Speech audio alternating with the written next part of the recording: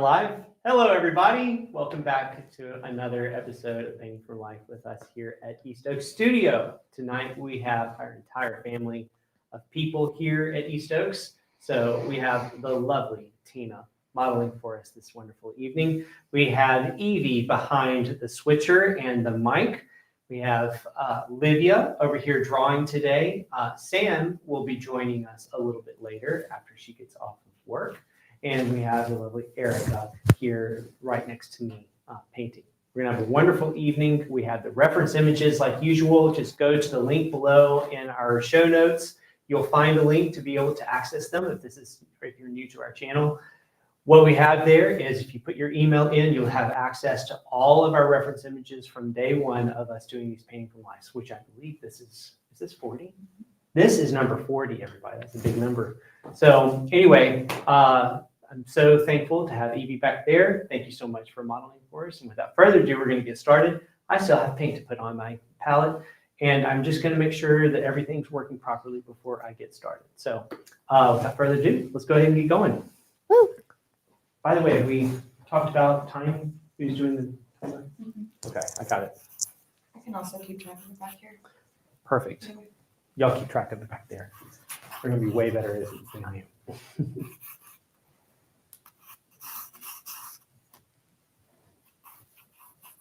All right, so we're going to go ahead and get started with our first model session for 20 minutes. Here we go.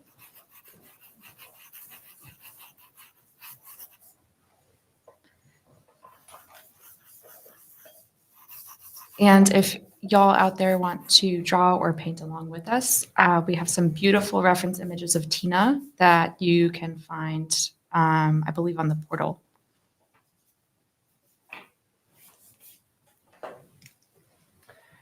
We were just talking about it. It has been a minute since I've been doing a live stream with everyone, since last October, really. So I was behind the scenes for Painting from Life in November. And then we didn't do one in December, right? That's right. Right. So, and then January, I was behind the scenes again. This is the first time. I guess it's the first time we've also seen me with no beard. Now that I think about it. Maybe I'm going to change your camera angle. Of course. Well, there I got it. This, yeah. Tell me if I need to do anything. No, you're great. Yeah, I think this is this our first PFL of 2024? No, we did my brother. Correct.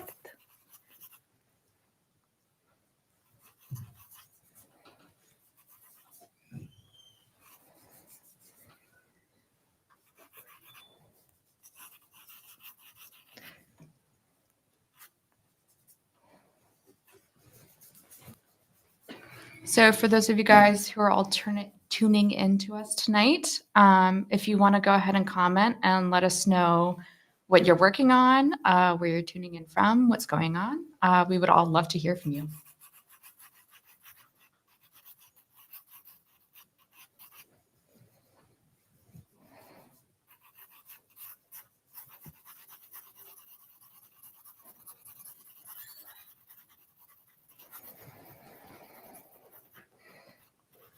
So as you can see, Livia tonight is drawing with graphite, and we have Louie and Erica who are both going to be oil painting, and we also have Sam McElmore who just arrived, and she's going to be joining us in a few minutes painting with oils as well.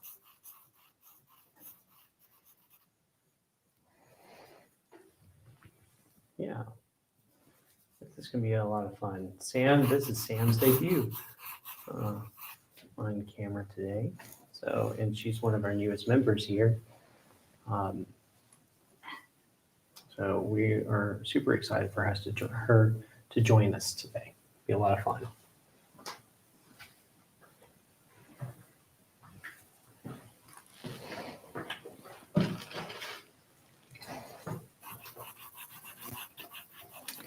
All right, we have Alyssa who says, hiya from Australia. Hope you're all well. Hi, Oh, Alyssa. It's great to Alyssa. hear from you again. Hello, Alyssa. And we have Amos who says, I'm so excited for this. Love the live streams. That's awesome. It's fun time. I wonder how many times we can count on live streams where I'm like, yes, it's a fun time. Okay, so if I can just get myself some paint on my palette and mix some things up, and I'll always feel like I'm starting like one session late. It always works out in the end. It does. It always works out. You're right. Sometimes the panic helps. We get everything on there. There you go. You work well under pressure. It's the only time where I work okay under pressure. I think most of the time I usually just completely shut down.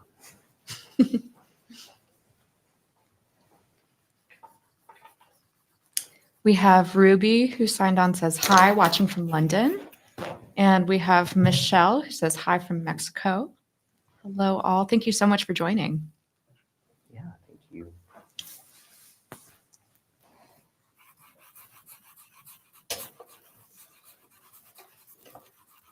So first question, I was wondering if you guys could talk a little bit, since we're just starting out in kind of like the preliminary drawing stage. Could you maybe mention some of the differences and similarities between the setup when working with paint versus drawing?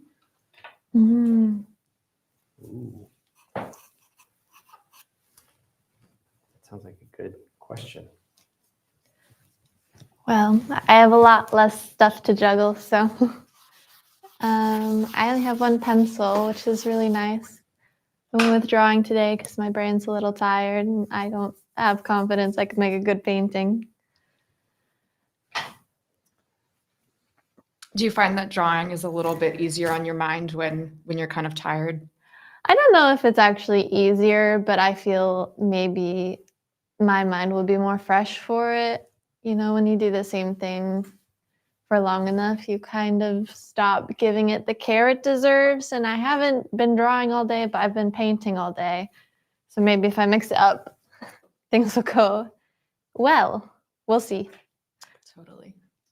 Great thing about drawing is sometimes we don't give it enough attention when we're painting. And so by practicing drawing it, it allows for us to continuously give our eye training to focus on one thing, because in painting, you're thinking about edge work and brush work and drawing and ratio and, color and, value, hue, chroma. And there's just so many other things and other variables to juggle that it's good to isolate, to practice one thing and then another thing. Yeah. But it has its own challenges too. So I remember we had Jeff Hine here a while back now, quite a while back now. And he was doing a workshop with Alia Elbermoney, and he did a workshop with us just doing a one-day drawing. And he was saying, oh, so nice to actually just draw for a bit, not have to think about chroma and hue, to only have to think about value and cross-hatching and shading and that kind of stuff. It was like it was a bit of a breath of fresh air. So like everybody wants to jump into painting, but then once you're in painting for a while, you're like, oh man, remember the good old days when we were just drawing? Yeah, I feel like it can be hard to kind of have a fluidity between the two, because it's just so easy to get caught up in one thing or the other. I think it's really good. It's a really good like mental exercise to force yourself to kind of flip flop.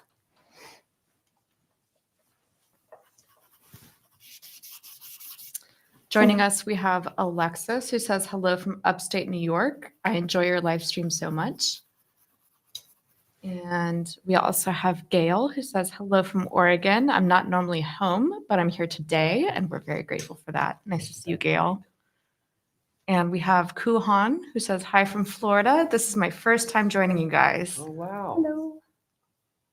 That's so exciting. Thank you for joining us. Yeah, no kidding.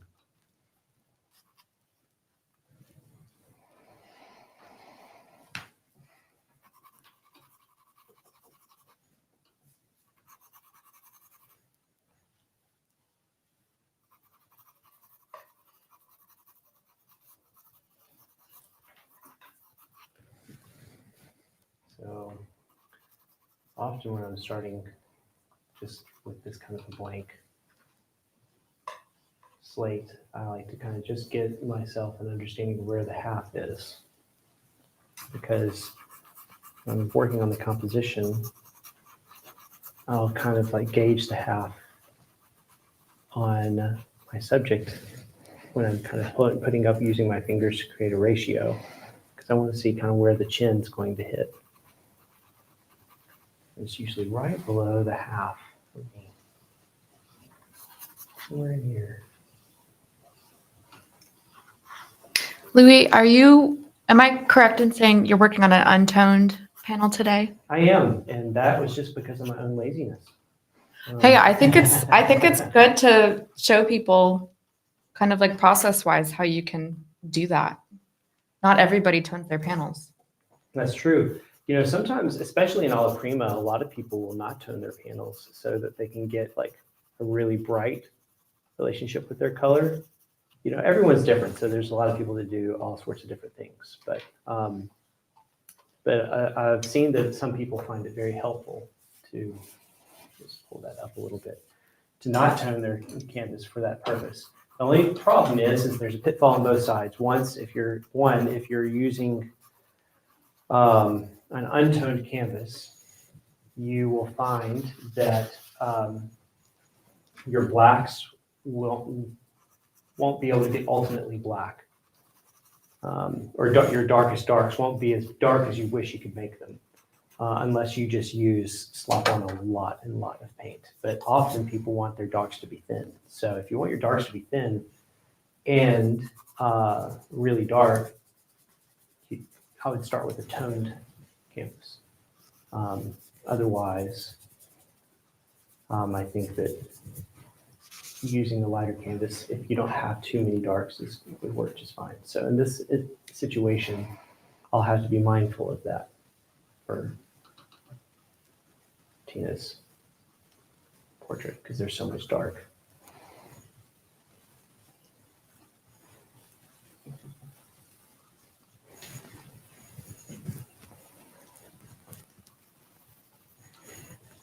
We have Anne Brent Farmer who says hi from Sweden. It's past midnight. Thank you so much for staying up late to join us. Yeah. Hello, hello.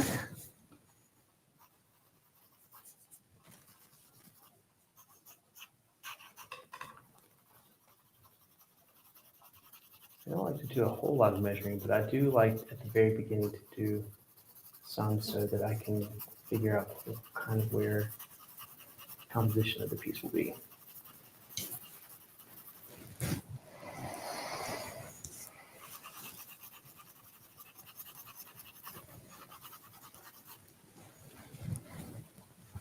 I often say I'm a slow starter, but I'm a pretty good anchor. So if anyone knows track terms, track and field. Heck yeah. Oh man, that takes me back. That's it. Yeah, before everybody pretty much got a growth spurt except for me, and I stayed really short. I was actually pretty decent at hurdles.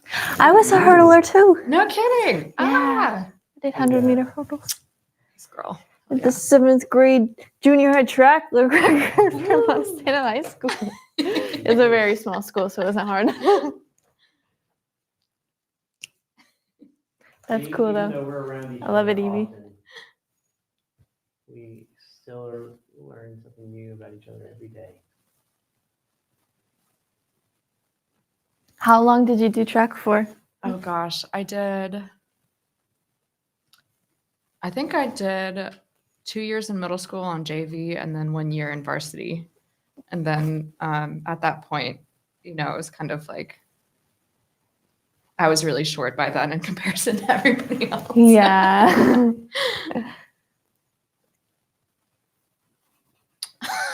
It's definitely a sport where whatever you're born with makes a big difference. Totally, yeah. Oh, we have Mustafa who just signed on, and he says, "Do you hire celebrities for modeling?" Oh, Tina is our celebrity today for sure. it's here from you, Mustafa. Hope you're well.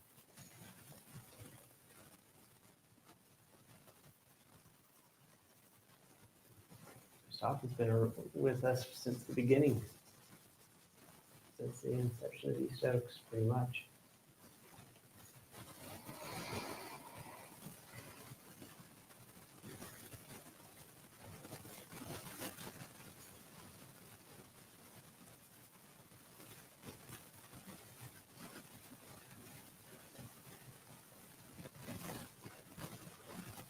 Liv, I'm curious, now that you're kind of like starting to block in some of the shapes a little bit and get a little bit more specific with the features, Mhm. are you thinking of using your pencil almost kind of like a paintbrush, or like what's your thought process involved in that? I think I suffer when I get too linear and detailed too quickly. So I'm just trying to make big areas of similar values so that later on in the process I can get more specific and decide a bit better with more information where everything's actually going to go. If I try to place things too early on, everything ends up in the wrong spot. So it's kind of like painting in that way. Amos says, "It's her, the famous tuna." Tuna! Everybody knows now, Tina. You're never going to live down the nickname.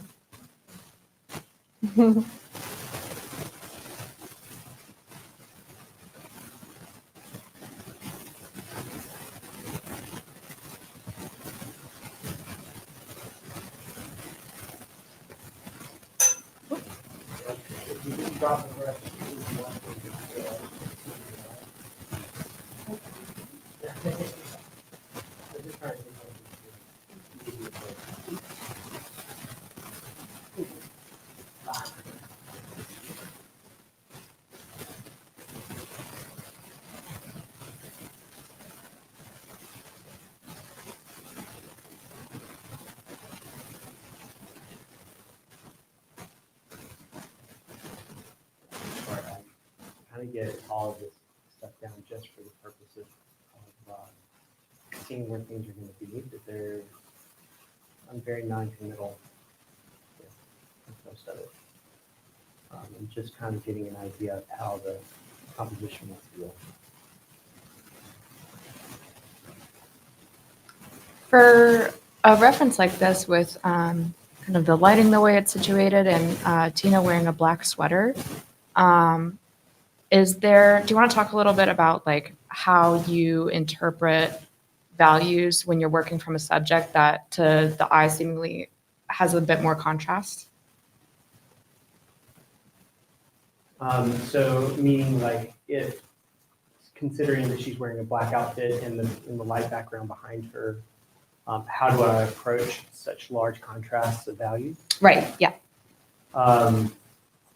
Well, in this instance, it was kind of on purpose because I thought it would be really interesting to use compositionally sort of a silhouetting effect between her skin tone, a sort of mid-tone, which is kind of a really light background, but there's not a lot of that light hitting it, and then her blouse being so dark that it allows for her skin tone and her hair to be silhouetted with everything else. So it kind of, I think, creates a nice compositional relationship. And as far as painting is concerned, I try to create like, in this instance, there's like 4 values that I'm noticing. There's the lightness of her skin, the darkness of her shadow of her skin, and then the hair in her blouse being a value, and then the background being a value. So that's 4 relationships. So that's 4 relationships that are going on.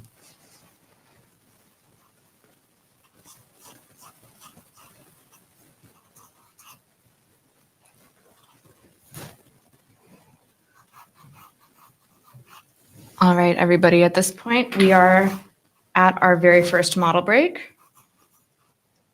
And if you can hang out with us, we will be back in about 5 minutes. Thank you so much. That was too fast.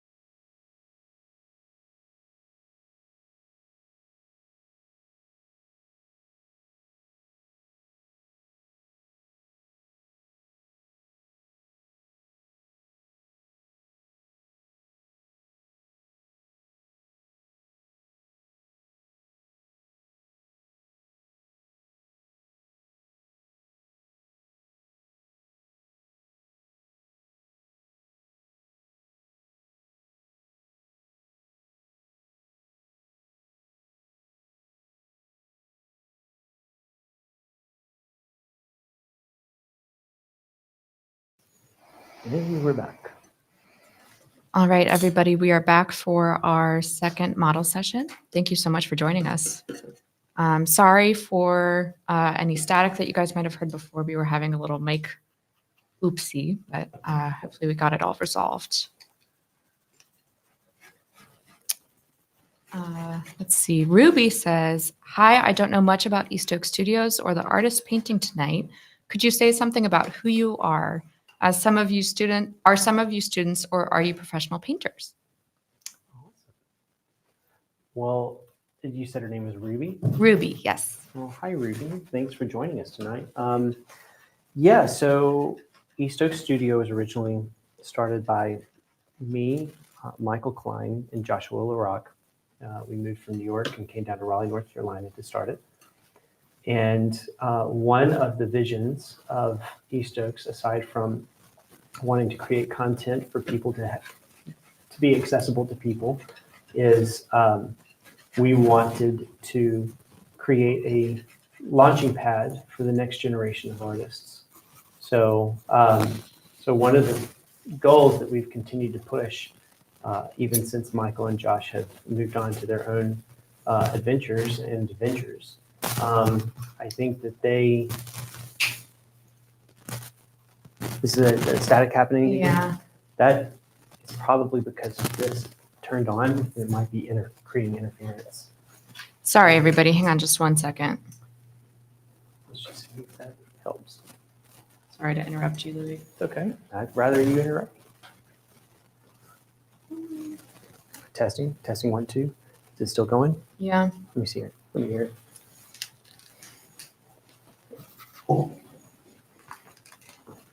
Testing, 1, 2.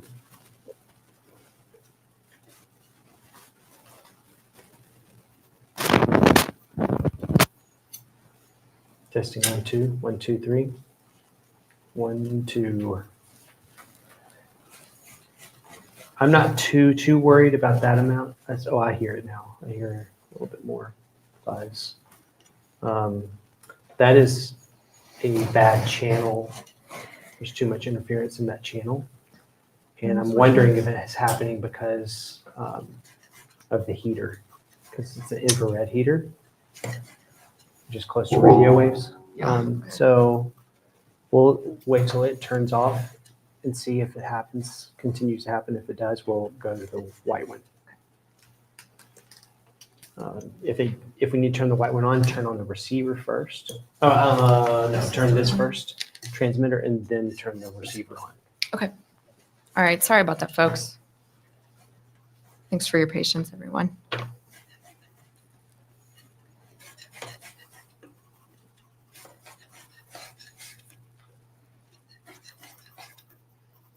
Okay, so are we good for now? Okay.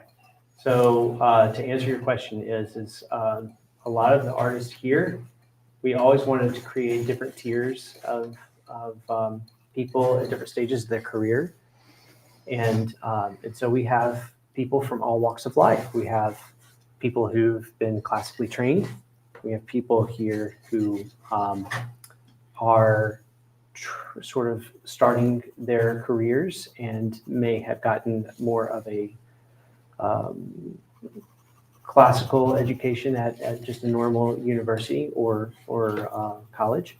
And then we have people who have not been trained formally and are that just have a lot of talent. So we have different stages of people that we try to help bring along. And so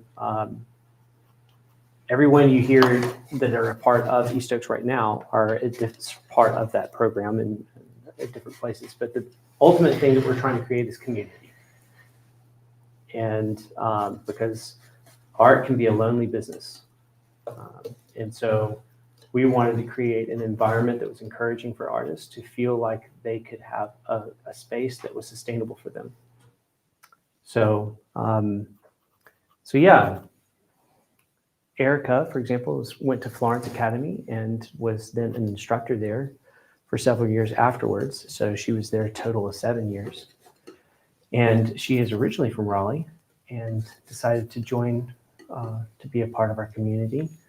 And Evie is originally, or is still lives in Durham, and was originally one of my online mentees, and I invited her to be a part of our community.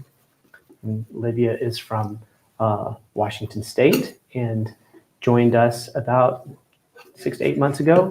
6 months ago. 6 months ago. And then Sam is our newest member, and she's originally from Raleigh as well. And Tina is from Chicago originally, and has been here for close to 3 years, 2 years. Gosh, time flies because it feels like it was yesterday, but at the same time, you start going, how long was it? So, anyway. And to answer Alyssa's question really quickly, so in the top left quadrant, we have Sam. In the top right quadrant, we have Erica. Hello. In the bottom left quadrant, we have Livia, who's drawing today. And in the bottom right quadrant, we have Louie.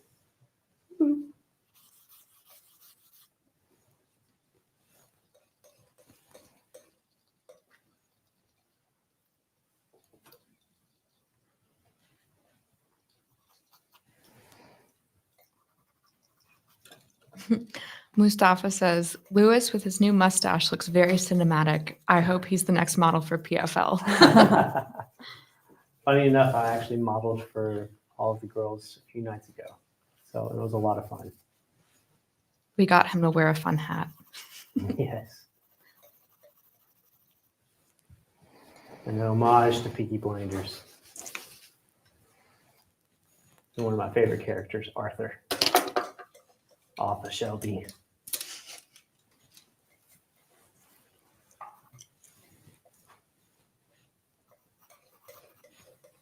Let's see, we have Scott Vesper who says hello from Kansas. Hello. Thanks for joining, Scott. And we have Chamby, I hope I'm pronouncing that right, from Nebraska. And we have Suzanne who says, hi, Tina from Florida. And She says hi also Dan, yes, she says hi back. We also have Dan from Florida as well.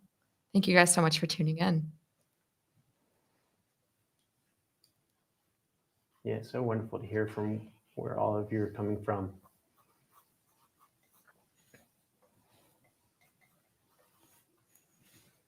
You can definitely tell I'm out of practice of like trying to talk and paint. It's definitely a skill. I do not possess myself, but you are doing great, Louis. Thank you.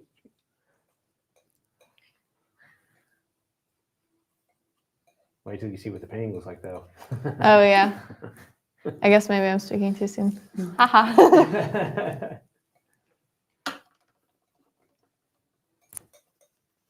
It does seem to be competing sides of the brain. It's either one or the other. Right. Good practice though for like being on stage for Portrait Society or something. So that part's good. It's good for me because I'll be performing on stage at the end of closing day at Portrait Society, and so this will be good for me to keep this practice up. Yeah, and if any of y'all out there are going to be joining us at Portrait Society this year, please make sure to come up and say hi to us. We would Yeah, love to get to see you. come see us. Come say hey. We would love it.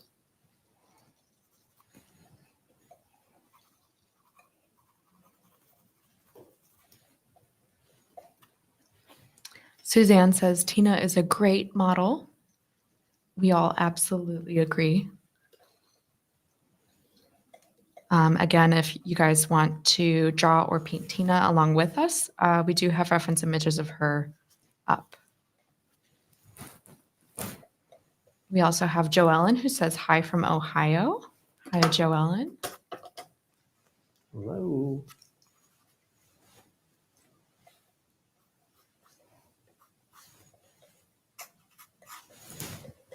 Erica, it's interesting to see how you're kind of plotting out some of the chroma in Tina's face while you're going into the hair. Do you want to talk a little bit about how you're kind of like color mapping right now? Sure. I am just taking notes, basically, taking my palette knife and putting little dots just so I can see if the colors that I mixed are what I think they are when I put them on the canvas. So I like to just make sure my values and chroma and the vibe, for lack of better words, is working before I commit and cover the canvas.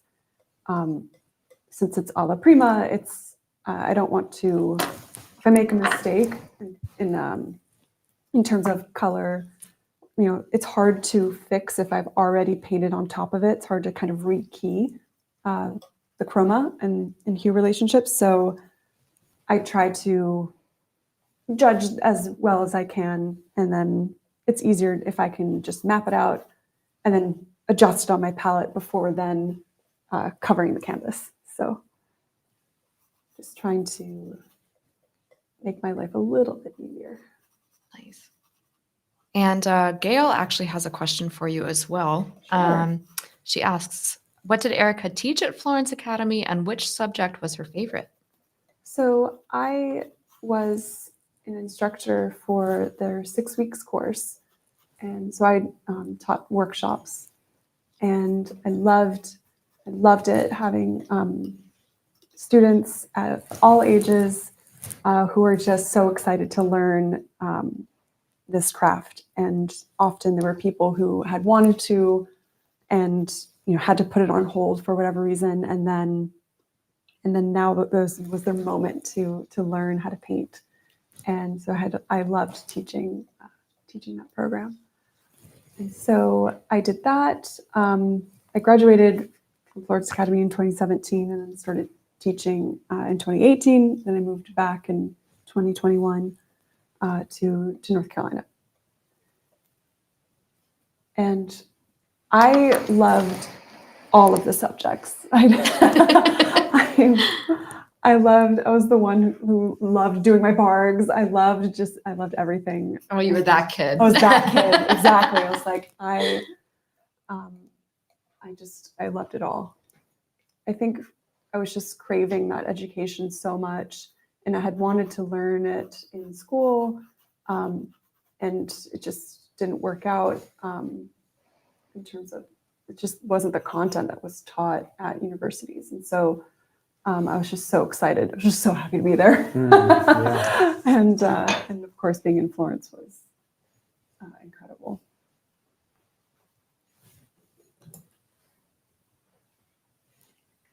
That's awesome. To answer all the questions. Yeah, yeah, thank you.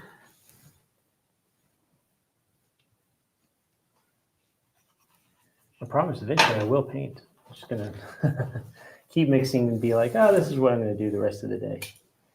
Hey, it's blue. It's beautiful, Louis. Yep. Not beautiful. Oof, words. My brain likes to work sometimes.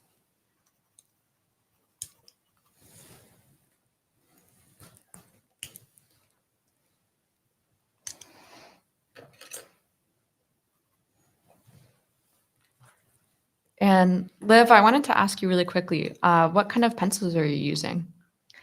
I'm using one pencil. It's a mechanical pencil. It was probably purchased at some place like Target for school supplies one year long Nice. ago. And I love it for drawing. It's great. That's wonderful. I think, if I'm not mistaken, if I am mistaken, somebody out there can correct me, but I'm pretty sure that those are usually HBs, like standard. I believe. Yeah, Yeah. HB. Yeah, I think you're right. HB Thick. to B2, I think is, I could be wrong, but I think it's H, or it might be 2H. There's a 2 in there. Like some of them are HB and then some of them are Maybe 2 like of some sort. between different brands, they might have a different standard. This Maybe. one's 0.7 millimeter HB. Nice. Thick. This is the best pencil. Everybody who wants to draw should purchase this pencil, and it will make you the greatest artist ever. I was gonna say, is that the secret too? It is the Absolute secret. To the best drawings ever. All you need. Not sponsored.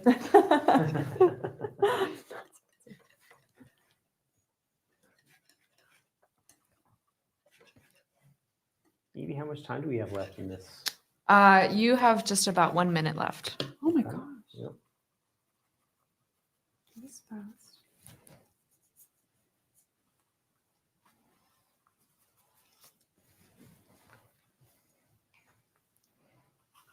Should use the mirror.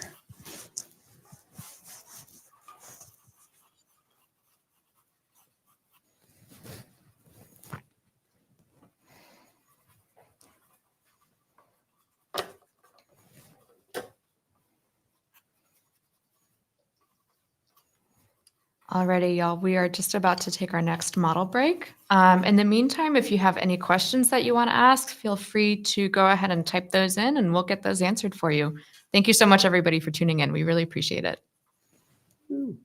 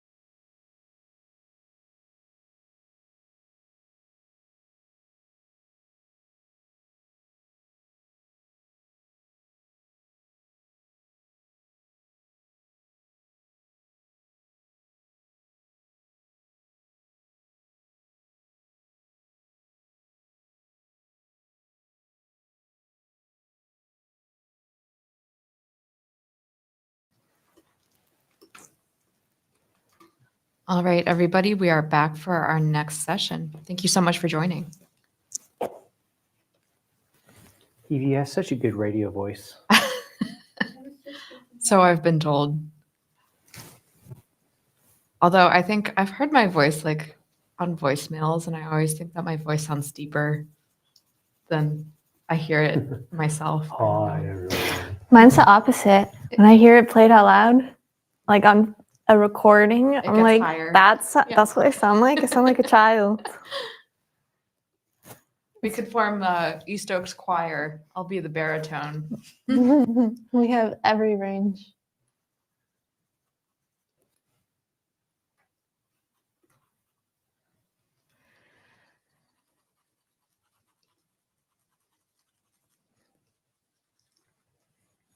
So now that all of y'all kind of have your foundational sketch drawing in, what are some of the things that you're thinking about prioritizing in this next session?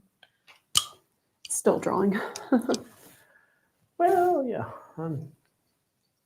I wouldn't say I've even got much of a drawing down yet, but as soon as I do, I would say the next thing I start focusing on is making a relationship form, which is kind of how I've been painting my alla primas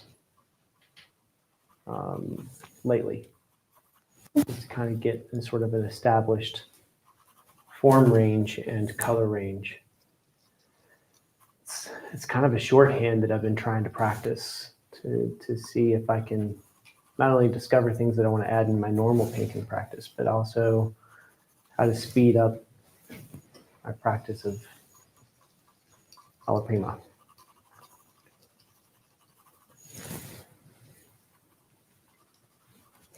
I feel like my drawing is just a bunch of amorphous blobs right now. So I think the challenge for me is going to be figuring out how to make it look like Tina.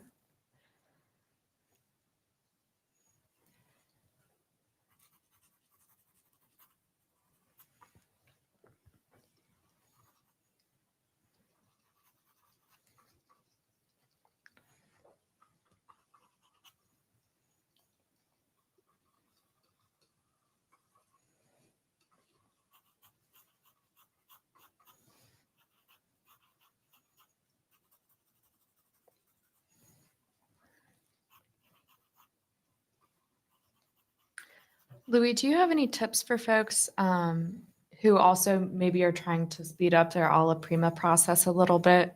Do you have any tips about doing that without sacrificing any accuracy or detail? Like how to streamline the starting process? On the way, yeah, I mean, as far as sacrificing detail, I think the problem with that concept is that you start from broad to larger to smaller, and detail, at least in my mind, I imagine as being more of a smaller orientation of things. But if we're talking, so like if I save the detail for the end anyway, and so what I found is I was always trying to create a lot of control with my painting in the past, and not trusting that I could gain the drawing later in the process. And so what I found is in doing so, I would start like making all of these like halos and ghost points at which I had like created by drawing, because I was so scared about like drawing outside the lines and losing the drawing. So I actually, in the alla prima format, started adding the details later versus earlier. And I found, because I trust my drawing ability, that I could gain it back as I continued, and I was able to get much softer edges and a much better presence in my paintings and a better energy, because I wasn't focused on that at the beginning. I was just focused on mark making and color relationships. So it's probably not the right, or it's probably not an accurate answer to the question at large. I think I'm just kind of like diverting the question to being more of what I'm doing than because I'm basically not, I don't have any details for the very reason that I don't want to go in and try to skirt around them. So I'll end up making like a relative amount of a sort of egg shape of color in relationship, and then build into it as I continue.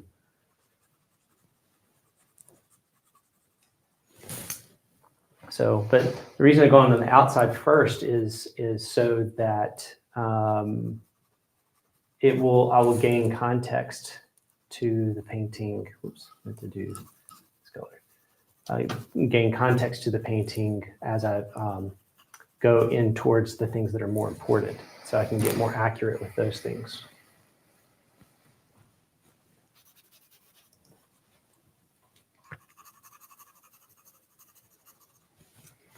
On a related note, I was just reflecting on the things that I struggled with when I was a student, meaning, concepts that were difficult to understand, and specificity was something that was challenging just because I heard the word so much, but I didn't know what was actually meant by getting more specific, and how a block-in can be specific when it's so general. Yeah. And talking about streamlining your process, I think learning how to be accurate in your beginning stages without adding detail yet. Right. It's like getting the inclinations accurate, getting the structure accurate without, so you're having a strong foundation that you can build on and put in the details, and it'll just sing instead of having to restructure because you put in the detail too early. Yep. That's good. What she said. I think you did the heavy lifting there. Erica dropping the two truth bombs at the end there. Yeah, it's all absolutely true.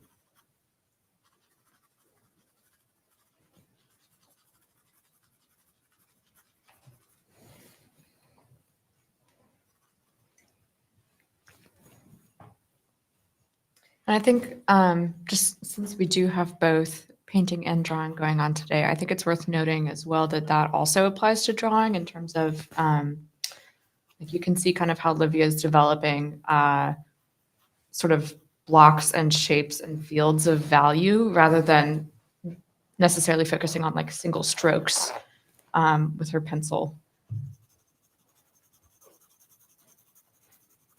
And ways to help yourself see this way.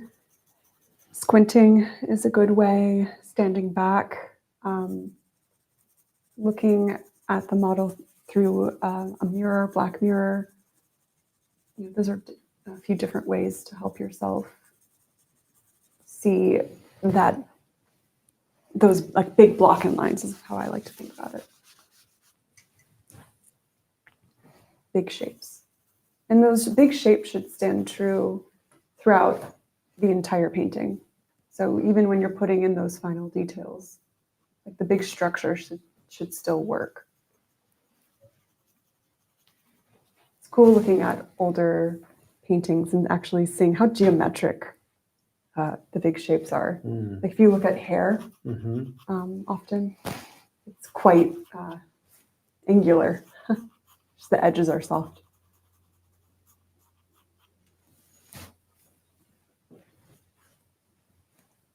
Oh, I have kind of a fun question. Do y'all have any favorite master copies that you've ever done? I already mentioned all my bards. All the bards. I'm kidding. I have to think about that one. Oh, I did a Fontaine Latour copy. That was pretty fun. It was a still life with flowers and fruit on the table. I was going to ask, Really was cool it a ways. botanical one? It was a mix of like flowers and pears and in a basket. It was really cool. Nice. Learned so much from doing it. I haven't done a whole lot of master copies. The ones I have done, one of my favorites is I did a sunset painting of William Truss Richards' painting on a beach. And he was just known for doing these beautiful, beautiful ocean paintings. And just always loved it and wanted to make it into, it's kind of like if you love something so much, make it for yourself to hang on your own walls. And that's one of those situations where I wanted to study sort of the properties and anatomy of seascapes, and learned a lot from it because I had been commissioned to do a seascape painting. So I'd worked on that painting to help me prepare for understanding for the commission that I had to work on. So, which was a really fun commission. I had to do for the C.S. Lewis Foundation in Ohio. They were building up this whole new wing, and they were going to do this classical architecture and hire these classical architects to do it. And they wanted works of art that was inspired by C.S. Lewis. So they could either be biblically themed or they could be themed based off of some of his writings. So I did a piece that was based off of 3 of his writings because I really loved his writings growing up. So I did a piece based off of Chronicles of Narnia. And then I did, that was like the main focus. It was a seascape called Dawn of Ramandus Bay. And it was an island in one of my favorite books called The Voyage of the Dawn Treader, where it was a whole sea adventure. And that was one of the islands they would go to. And in there, there's also a few excerpts from other books of his where he talks about waterfalls and uses it as a thought experiment for people to understand some of the analogies that he was trying to convey. And I loved painting that one. It was a lot of fun. So I did this like dawn scene, and there was a sailboat on the waters, which goes back to an excerpt from Mere Christianity, where he was basically talking about the understanding and meaning of theology, and he used a sailboat analogy. So it was fun because you were able to like mix classical painting with concepts that were metaphorical in his work, and that was a lot of fun.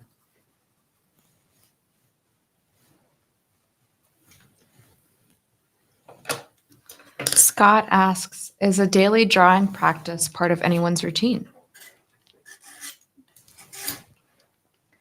Specifically drawing, no, but that is a good practice to do.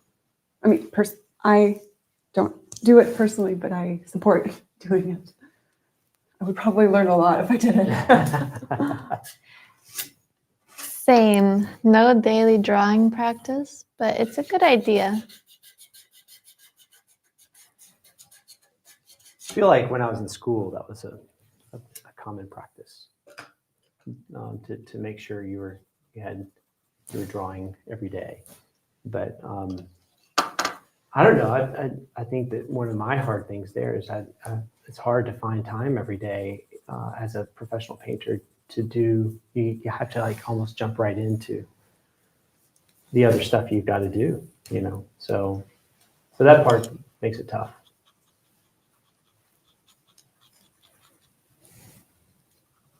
Yeah, I think if you're somebody that's interested in maintaining a daily drawing practice,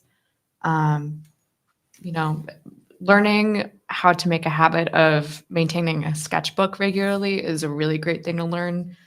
And I think it's also a difficult thing to maintain for long periods of time, especially if you're working on a larger piece that you kind of get sucked into. But hey, if you have 10 minutes every day to do a tiny little drawing, absolutely, I think it's a great idea.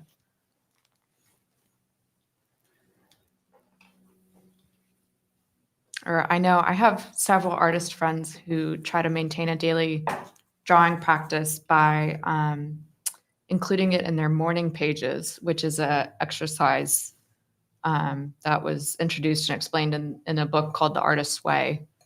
That sort of kind of functions on like habit forming for sort of creative health, I guess you could say. Have any of you guys ever heard of that? I've heard of the book. I've never read it. I've heard it's an incredible book, though. I've read I've read not the entire book, but probably about the first half or so. Yeah, maybe that'd be a fun thing for us to try to do collectively. Yeah, Be cool. would be. I'd be into it.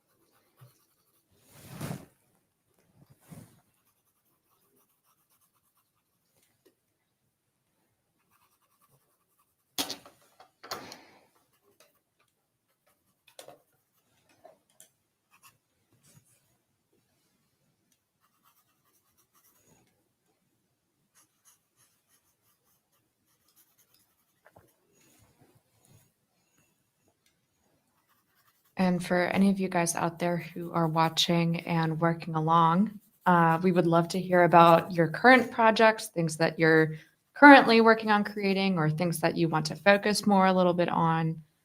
Any kind of questions that you guys have that you want to bounce back to us, just let us know. And I will say for anybody out there that is interested in working from life in this kind of way that we're doing right now, go grab a friend, grab a roommate, grab whoever, and, see, hey, if I cook you dinner tonight, will you sit still for me for an hour on the couch? Really, it can help quite a lot to be able to work from life.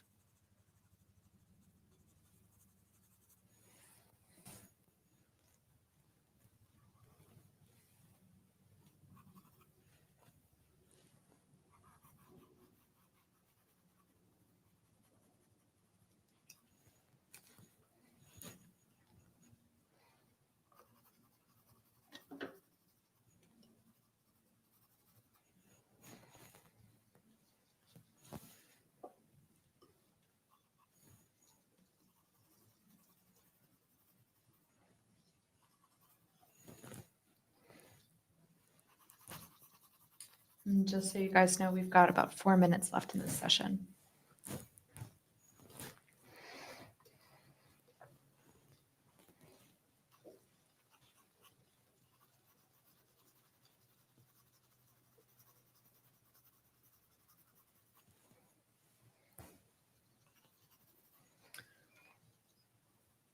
For this part of sort of the drawing in and laying in phase,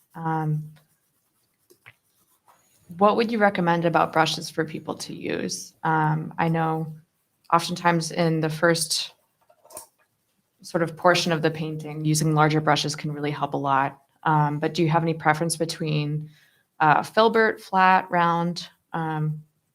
Which kinds do you guys tend to gravitate towards? I tend to gravitate towards round and flat. I'm actually switching over to a round because I feel like the wrong stage for the flat, even though it was a larger brush. It was too floppy, and it's better for detail work later. So yes, I tend to use flats. I mean, I've seen people use small brushes and use them in a way that's like a big brush too. So I'm trying to think of an example, but where you can use the side of your brush and it will act as a large brush, but you have to actively consider how you could use it if you want it to work for you that way. So. I think that's a good way of showing how important it is the way you're thinking about the approach. If you're thinking broad, it almost, the tool is less important than how you're thinking about it. Yep. Thinking conceptually about what you're painting. Was that coherent? Yes, Yeah. you did a great job.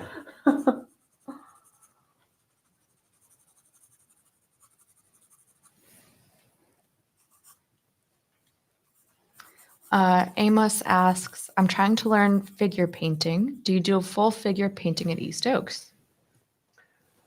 Well, that's something that we want to incorporate in the near future. We don't at this moment, but right now we do live sittings, and the goal is for us to have some figure painting time as well, because I think it would be helpful for all of us to have it, and it's something that was great for my practice at the atelier, and so I think that it would be really good for some of the people who haven't had that classical training to have that experience. So I would highly recommend it.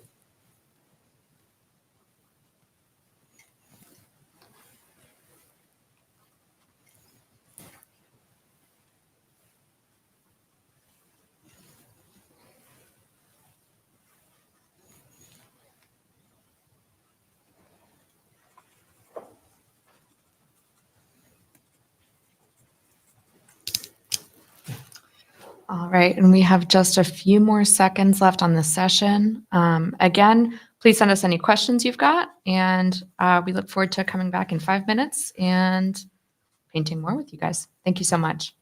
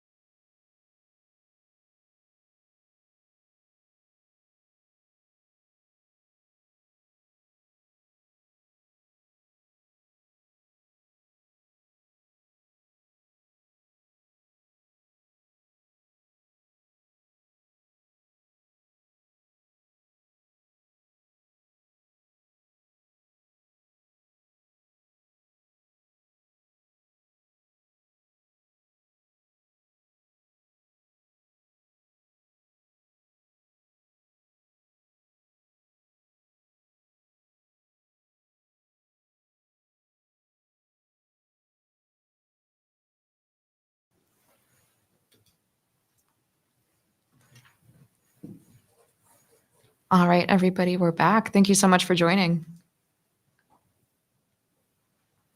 Michelle asks, what palette are you using? I guess we can just sort of go around around the room and answer. Mhm. I am using Naples Yellow, Alizarin Crimson, Cobalt Blue, Ultramarine Blue, Oxide Red, um, Manganese Violet, and Oxide Yellow. And I have black on there, but I'm not really using it yet. So I am using, let's see here. I have Ivory Black. I used, I think, Manganese Violet and Quinacridone Magenta. Vermilion, Yellow Ochre, Naples Yellow, genuine Naples Yellow Dark, and Flake White. Oh, did I say Cobalt Blue? I'm using that.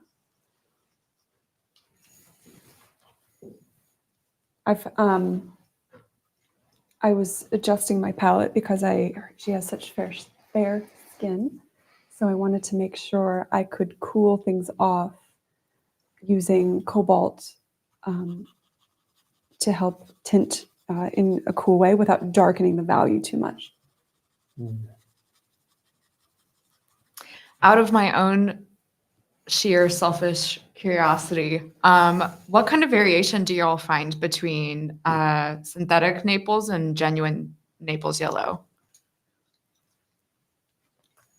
So I've seen Naples Yellow where it's just like it's just a different color. And so I like the genuine Naples Yellow Dark because it's this, it's like almost a light yellow ochre here, where it reads natural when you add white to it. It melds with skin tones is what I'm trying to say, versus something acidic like cadmium yellow, which is just so chromatic that it doesn't feel as connected to the neutral tones in skin. So that's my reasoning. Yay, thank you. And I haven't had enough experience of trying both and paying attention to it to give an answer. So thank you, Erica, for giving us these insights. Aw, hi, Scott. Scott Jones Scott's says hi. online. He says, I'm ready to come back. I wish I was there to do a little commentary. In the future, maybe we'll just have to figure out a way to have him commentary online. Join us through the internets. Virtually. Mm-hmm. We can phone a friend.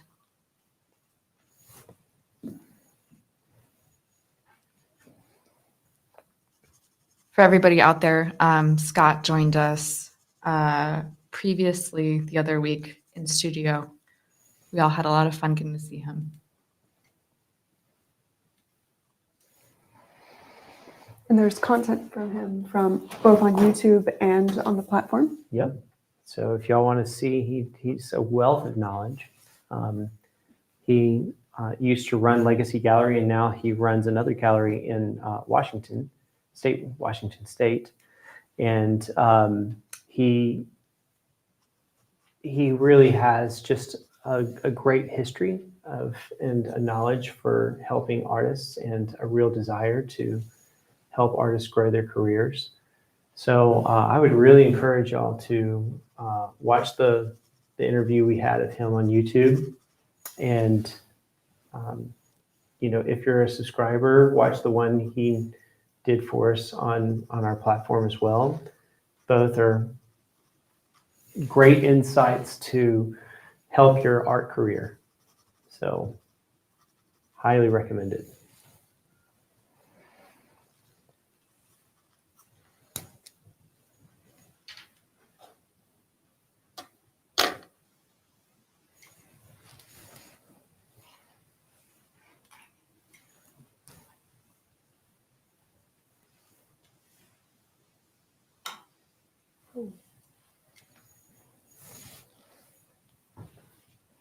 Ever put something down and you're like, that was not Nope, that what wasn't. I that thought wasn't it the was right going one. to be.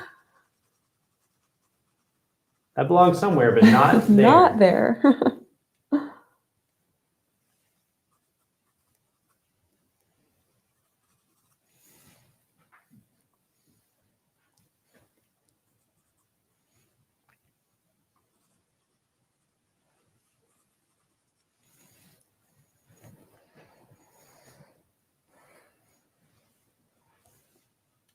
So in talking about mixing skin tones, are there any pigments in particular that you guys really like to gravitate towards, sort of formulaically in kind of getting started with your mixtures? I know we just talked about Naples yellow being a really nice one to have, but are there any others that you guys like to keep in your arsenal? Well, yellow ochre is a great, and raw sienna are really great colors if you want to mix skin tones. They go really well with alizarin crimson and having a really nice range without going too far out of range where you feel that it could not look like a real skin tone. So I would highly recommend checking those out. And skin tones is one of those things where it's often people don't realize how observed it is. It's an observational relationship. And so, there are times where you'll use a straight up cobalt blue, if it was like some sort of an electric blue light that's on them, so skin is such a neutral color that it's easy to think that you're going for what we call the local color, which is the actual color if it was in flat white light. And so people think that skin tones should be mixed according to a flat white light. And oftentimes that's not the case because the atmosphere will influence the color. So that being said, just pay attention to the surroundings. And then use a mixture that applies to the relationships of your surroundings.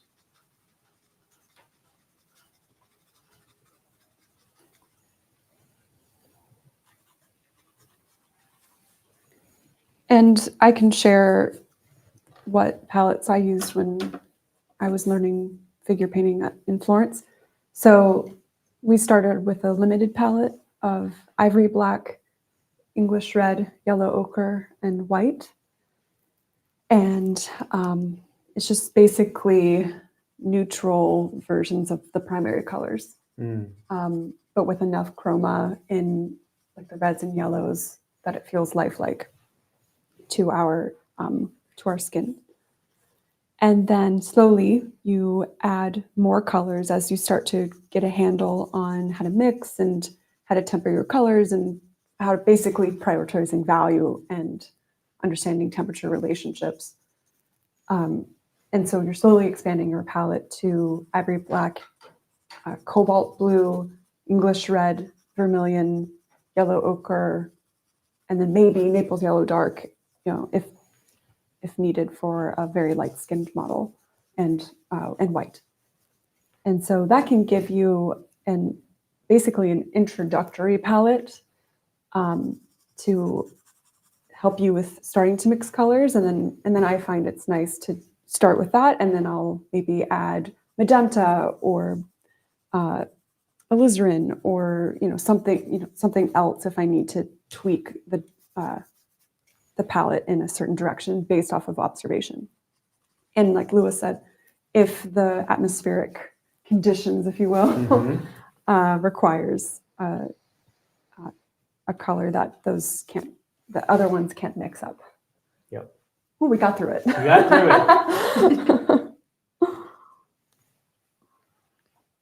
it.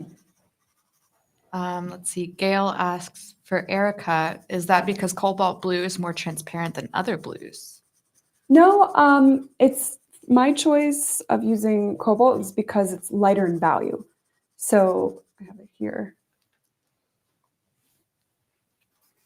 It's cobalt blue. It's actually pretty opaque, and it's much lighter than, ivory black. And so if you're wanting to cool something down, kind of tint it, you can stay in a chromatic range because it's not so dark.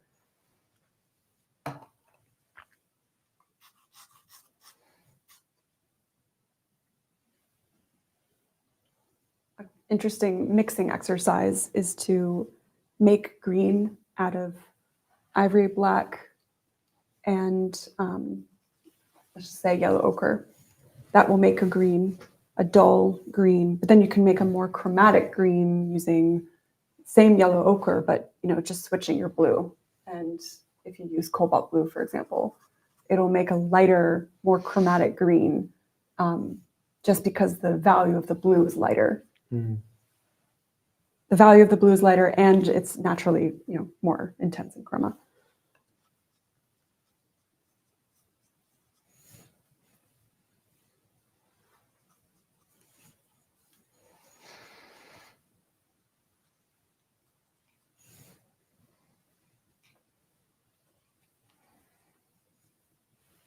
I hope everyone had a wonderful Valentine's Day. Yeah, happy belated Valentine's Day, everybody.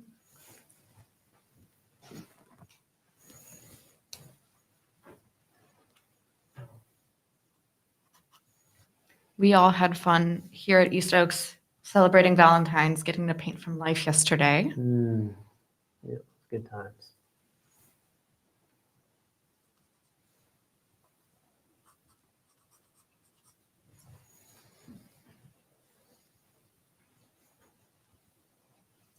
Liv, I love getting to see Tina kind of like emerging from the fog as you're drawing. Thank you. I hope she's emerging. That's beautiful. Thank you, Evie. Do you want to talk a little bit about your thought process and sort of sculpting the form? Sure. The pencil I'm using is pretty soft and it moves a lot along the paper, which is maybe a bit difficult, I'm finding, for detail, but it works really well for a softer, more diffuse, atmospheric look. Sorry, what was the question? What was my process? Yeah, just talking a little bit and drawing about beginning to sculpt the form. Oh yeah, I needed an eraser from Tina. She's very sweet to lend it to me because I have one, but I don't have my drawing stuff with me. And I like this kind of drawing where you add and subtract and add and subtract. And I think it makes it easier for me to think of form and light with this process. Because as I am erasing, it's pulling things forward into the light, and then add more graphite and it pushes things back into the shadow.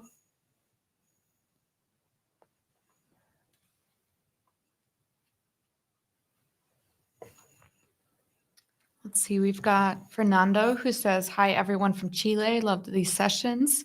So much to learn. And we have Matt's Toaster who says, the toast The toast. with the most has arrived. Hello, Matt's Toaster. And Amos asks, any of you ever use Viridian for your portraits? Ooh, Viridian's so pretty. Mm-hmm. I love the color. I find that I haven't used it in portraits so much, but that's not because it's not beautiful or it can't be done. I just don't have as much experience using it.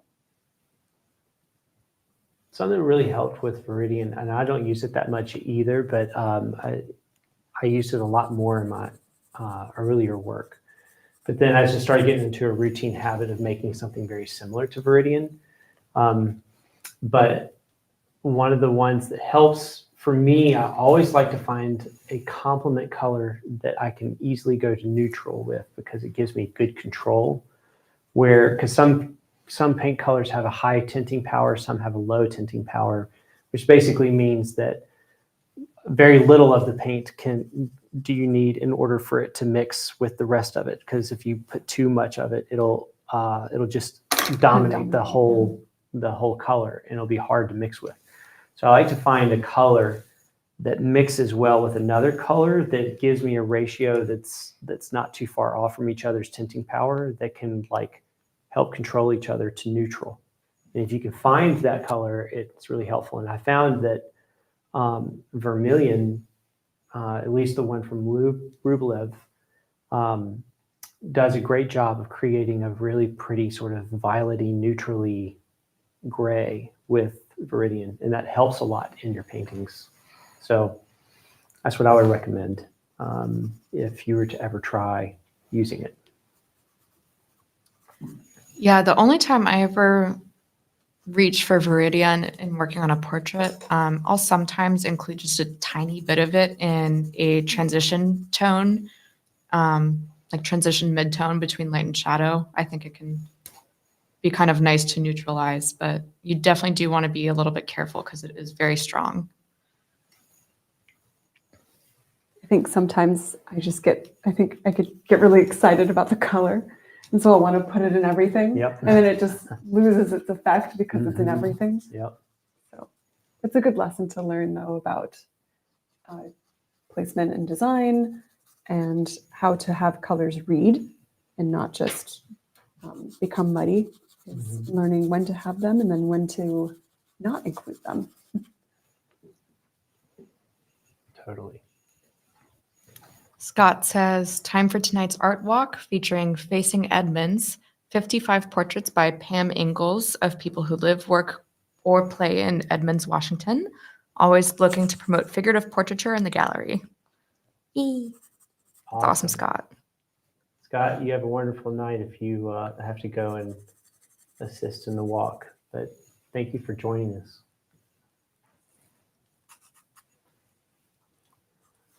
We had so much fun. We'll have to have him back again soon. Or East Oaks, just, go over there. We'll have a blast with him over in Washington. What do you say? East Oaks goes west. East Oaks goes west, coined by Erica Arcudi. I don't know if I coined that one, but I will Somebody take credit. Yeah. Somebody here did. I feel like I remember somebody here saying that. I thought it was you. I'll take We're it. gonna declare it an Erica original. It's that clever. Yep. We could have Liv give us a Washington tour, give us the lowdown. Yeah, I can show you my mountain. Yay! You want to? Is my There's mountain? Mountain. Mount Livia. Mount Livia. Actually, that has a good ring to it. I like that. And just let other people use it.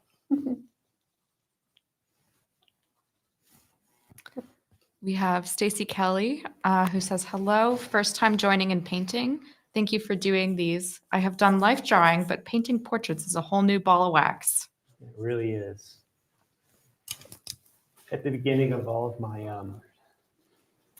of my workshops, I always tell the students that there's a quote, and I can't remember who said it. I have it written down, but it says everyone thinks they're a painter until they paint a portrait. Yeah. And it's just like, it's so humbling to try to get like the minutia and get it all right.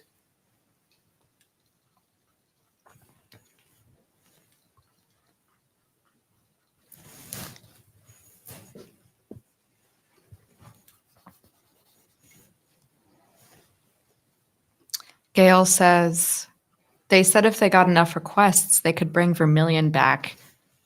at $260 for 50 milliliters. Oh, wow. Yeah, I'm not using genuine vermilion. I'm using, I think it's some cadmium version. Has Rublev stopped making it, evidently? Is that what she's talking about? Well, I think, I'm not sure about Rublev specifically, but I think kind of across the board, it's being phased out. Yeah.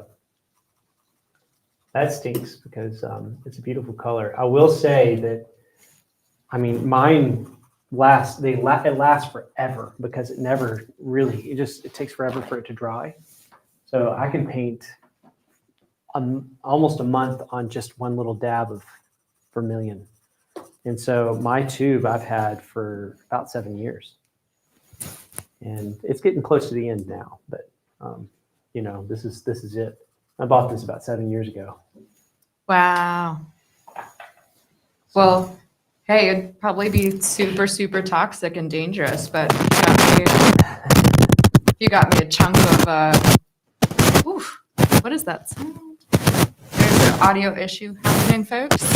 But we're at a model break anyways, so bear with us for a few minutes while we take our next model break, and we will be right back. Thank you so much.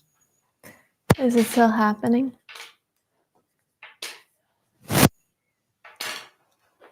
Tina, are you getting sleepy? Not really. Good. My eyes are just getting dry. Liv, did you drop your mic or? I bent over. Okay, I think your hair. Oh, Yeah. Yeah. Okay. Is it her mic or is it the connection? Is it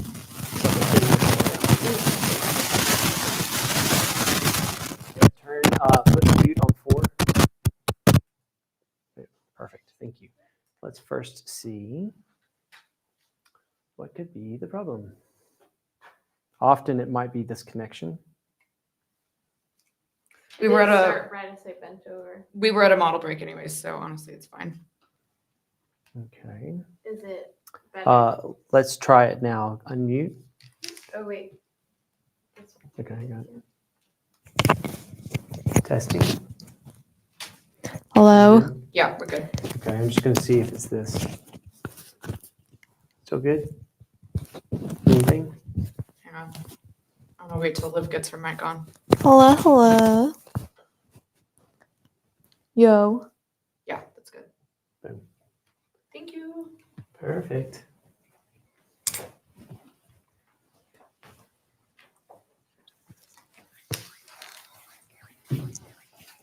Doing great, Tuna. Yeah, Louis, I was gonna say if I can somewhere find online like a chunk of real gar, it's the raw mineral form of vermilion. Really? I Wow. in theory could make my own. It Yeah. would probably be like really toxic to do it. I will I'm not sure if say- I would want to. That the original genuine vermilion, though, is incredibly fugitive. So I don't know what the difference is with Rublev's. The light fastness is very strong with Rublev's, but the original vermilion. I know, Tina, you're really hard to draw. They do something to stabilize it. What Something. can I say? That's how I felt with you yesterday. I know. What's up with faces?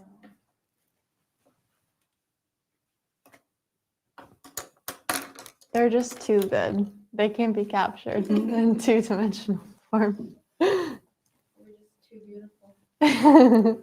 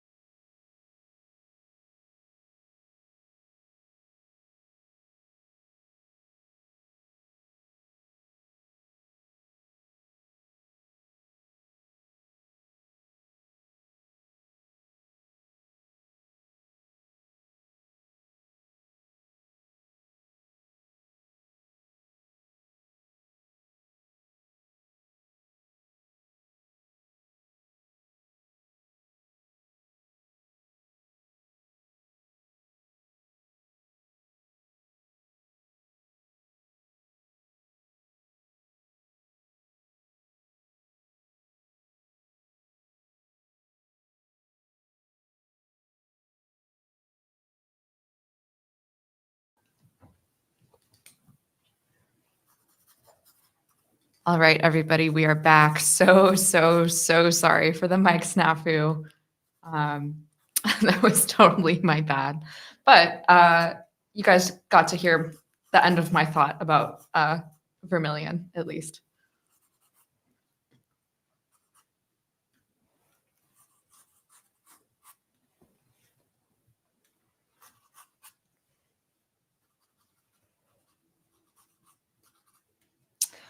Jose Rivera says, hey, everyone, just popping in to say hello. Looks like you're painting Tina. Awesome. I wish I could stay, but I got to run. Hopefully I can hang out with you guys next time. Thank you so much, Jose. Great to hear from you, Jose. Hope you're well. Let's catch up soon.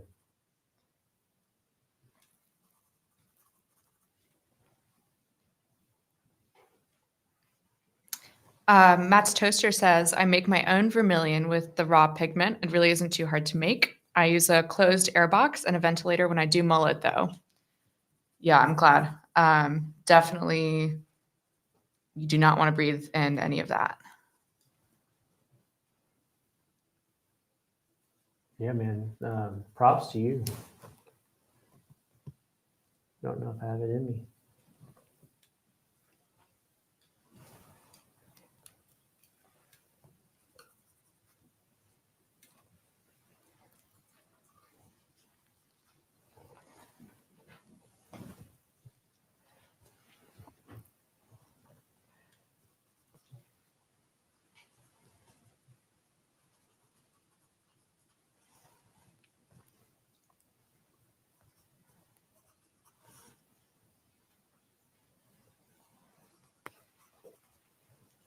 And I guess along that vein of like mulling your own pigments, I'll do a quick plug.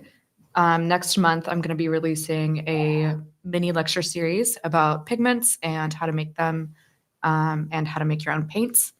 And that's going to be released on the East Oaks portal. So keep your eyes out for that. So excited.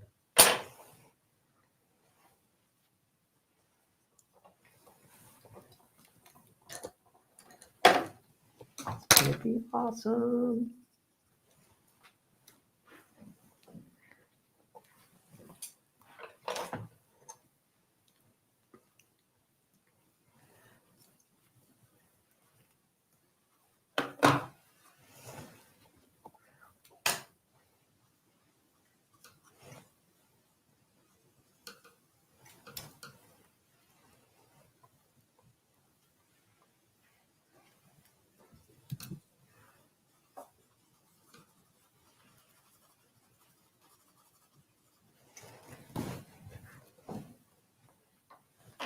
It's so fun to watch you guys all paint someone that we all know so well. Not just because we know their face really well, but because we know their personality. And so seeing all of your pieces of Tina kind of emerging at this stage, it's really fun because it's almost like I can see different, like, you know, parts of her personality coming out onto the canvas. Nice. I'm trying to evoke high fae.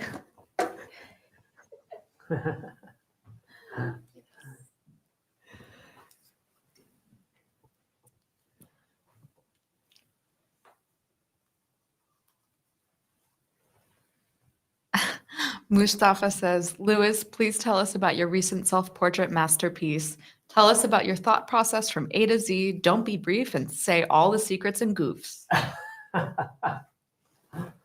Wow.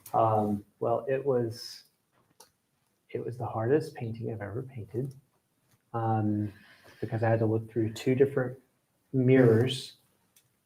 I had two mirrors set up and I had to look through one mirror to look at the other mirror. So it was an incredible challenge to do that. And one of the hiccups is I found myself, I had like decided to have a certain pose with one of my hands down by my side. And I kept finding myself bringing my brush arm over across my body. And I kept doing that over and over again. And I kept observing it. And I felt like, oh, that's like, looks like a better position and a better composition. And so on the fly, I kept trying to convince myself that it wasn't the best composition. And then at the very end, I was just like, yeah, it's better. Dadgummit, I've got to change it. So I ended up having to change it. And it actually worked out, but it took another 2 days, I think, of shifting things around to make it work. But it was a lot of fun. I don't know, it's right now at a show in Colorado at Abend Gallery. Is it Abend or Abend? I've always said Abend. Is it Abend or Abend? Okay, well, I'm going to say Abend. It might be Abend. But called A Matter of Light and Death. It's a show sort of based off of Caravaggio and Chiaroscuro. But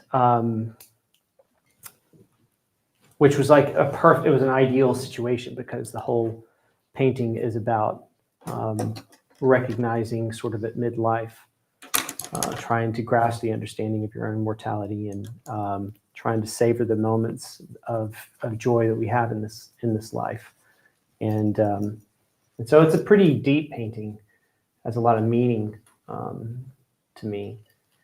And so it's funny because part of the painting's irony is that it'll outlast all of us. And that plays a role. And so like the skeleton's sort of a self-portrait representation of me in the future. And then the écrochet in the back is a representation of that's sort of my beginning. And so me in the middle is sort of me at midlife. So a lot going on in it. But thank you for asking about it. Hopefully it will not be the last. I fully intend to make some more paintings in the future, self-portraits in the future. Well, and your filming process of that portrait, is that out yet or soon to be out? It will be out. We're still working on the editing of it, but hopefully editing will go well and everything will work out just fine. So we'll see. The goal is to have it out in a few months if I can. So a lot going on in a few months though too. So we've got Portrait Society coming up, and I've got a lot of commissions on order that I need to get into. I've got 2 workshops coming up all within the next couple of months. So if I can, I will get it out as soon as possible. Matt's Toaster says, bro, that's deep stuff, like for real. I'm starting to have an existential crisis now. Existential crises are good for the soul. Yeah, that's how you know you're Crisis? doing it right. I actually made a poem for the piece too. It's not fully done, but it was done enough to send it to a publisher for the magazine, but I don't know if they ended up putting it in there. But I'm still working on tweaking it a little bit. What kind of a poem? Was it like free verse? No, it had a cadence to it and rhyme to it. So free verse might have been even cooler, but didn't go that route. I feel like we could all come up with some really fun painting limericks. That might be a dangerous game though. I think for the next Painting from Life, everybody has to come with a limerick. Ooh. Gail asks, does it help for the model to be someone you see often? No. Yeah, I would say sometimes it can be even more of a challenge. It just depends.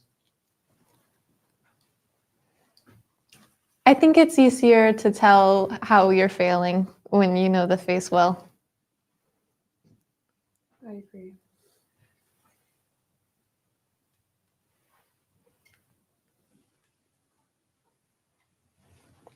Yeah, like maybe that's helpful to like kind of notice more where your weaknesses are in capturing a likeness, but that's not the kind of help that you really want also. Right. Right. Maybe there is some benefit, but it's not psychological. Eve says, first time watching from Florida. Such a great opportunity to watch portrait artists create live. Thank you. Absolutely. Thank you for joining us. Where are you from in Florida? We have some former East Oaks people down there close to Orlando.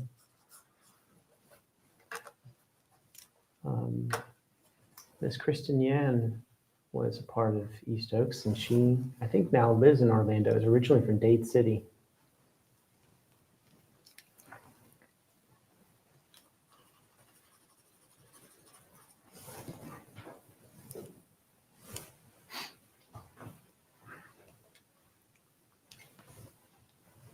Yeah, I think, what was it? The last time we saw her, she was on her way up to the Hudson River Fellowship, right?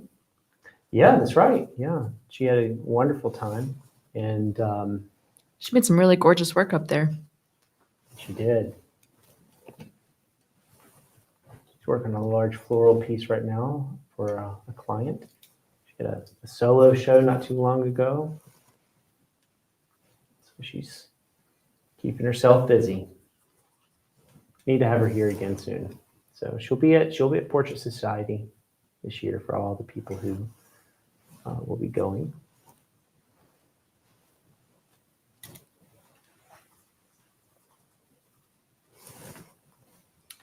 Mustafa asks, everyone please say your favorite books about composition, especially multi-figure paintings.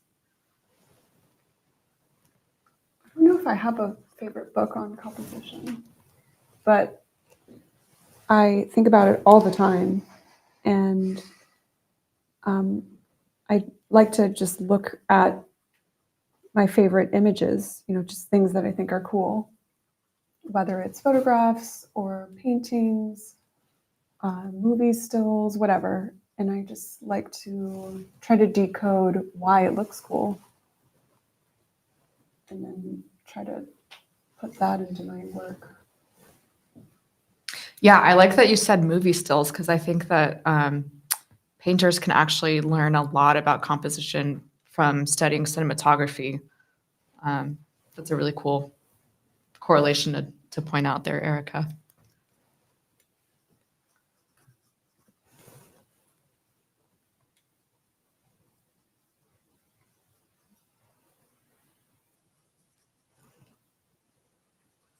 I think eventually, like, a lot of the composing process or a lot of the nuance involved sort of becomes a little bit like second nature. I think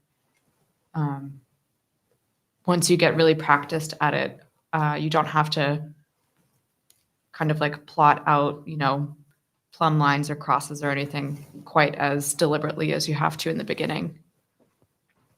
I also think it depends on the story you want to tell. And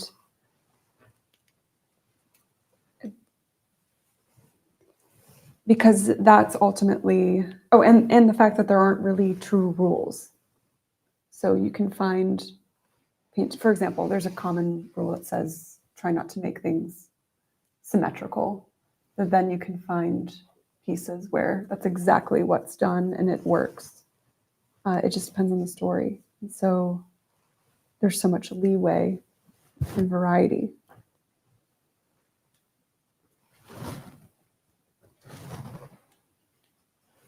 I think a common, Edgar Payne, the landscape painter, like the composition of landscape painting by Edgar Payne. I think that's one that's been referenced a lot.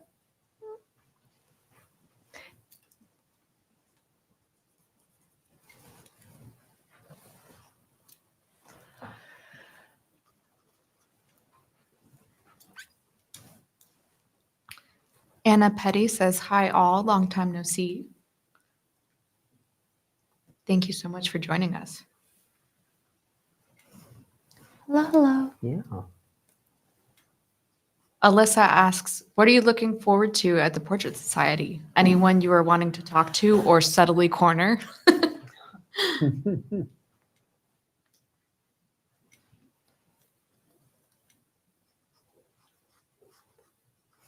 I'd have fun saying hi to Casey Childs again. Oh yeah.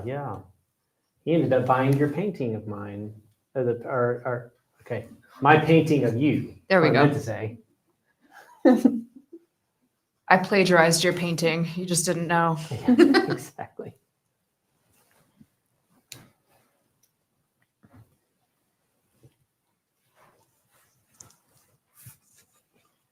And just so you guys know, we have about 3 minutes left in this session.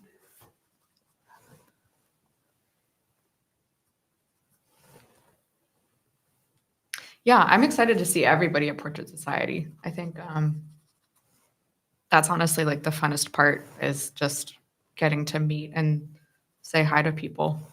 Meet new folks, say hi to folks you already know.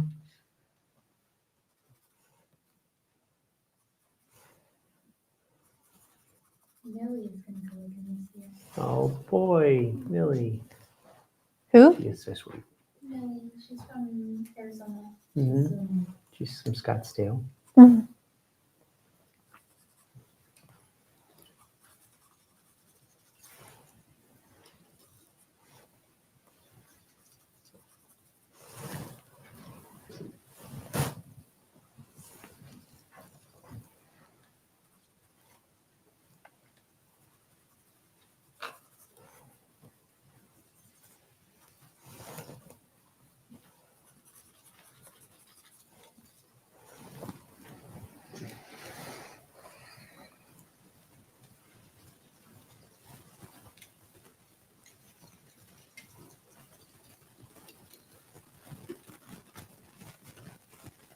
And I don't know if anybody out there is going to be going to the OPA conference in Wichita this year. I'm trying to decide if I want to go. I'm not quite sure yet. But Oh, if you're cool. going, give me a shout. I really wanted to, but my brother, who lives here in Raleigh, is about to have his first child that week. So priorities, right? Absolutely.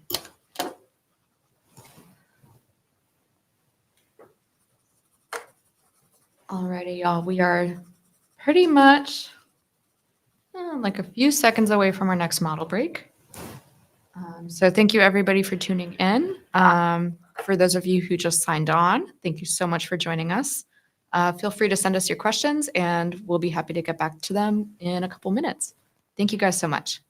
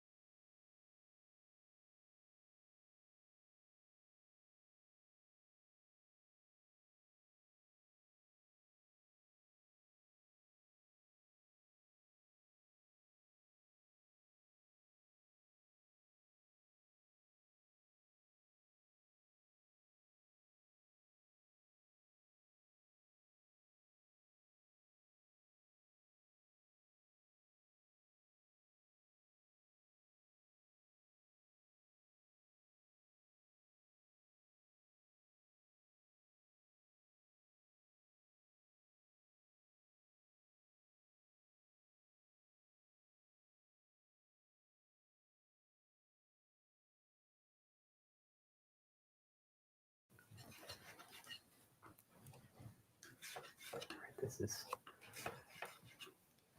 All right, everybody, we are back for our next session. Thank you so much for joining, and feel free to ask us any questions you've got.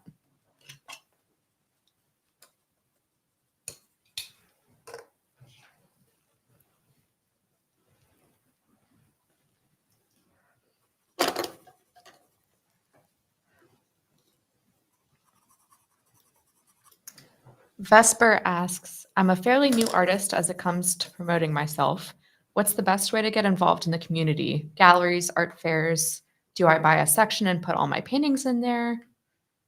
it's a good question. I think it depends on what your personality is like. You know, if you're really a social person, that could be a great route for you. It depends on kind of like what your subject matter is. There's a lot in there that we'd have to figure out what avenue works best for you. You know, so that being said, is all of those are great routes. I mean, I've tried most of those routes. I've done art fairs when I was younger. You know, commission work was where I found myself getting the most successful at that time. And I'm a people person, so I really love talking to people and figuring out what they like, and that really gets me excited when I see that I'm getting other people excited about what I can do for them. So if you're a person that doesn't like to be in front of a lot of people, galleries is a great route. As far as building a community, I do recommend finding out what your local city community of art, what they have. Like right here, we have Cary Arts Council here, and it's a really great community of artists that do a lot. Tina's shown with them. I've been a judge for them before, and that was a blast. So regardless, I think building a community of artists around you is vital to.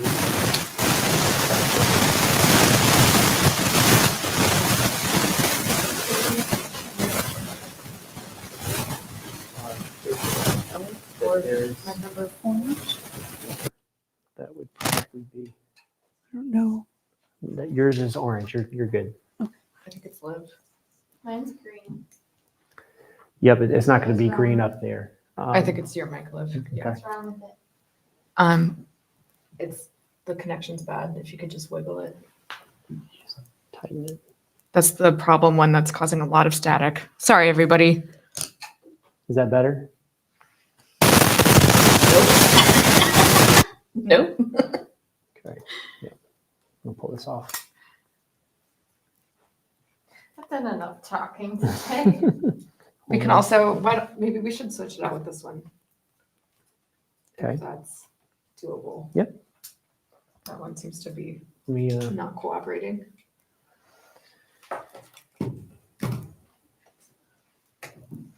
Sorry, everybody.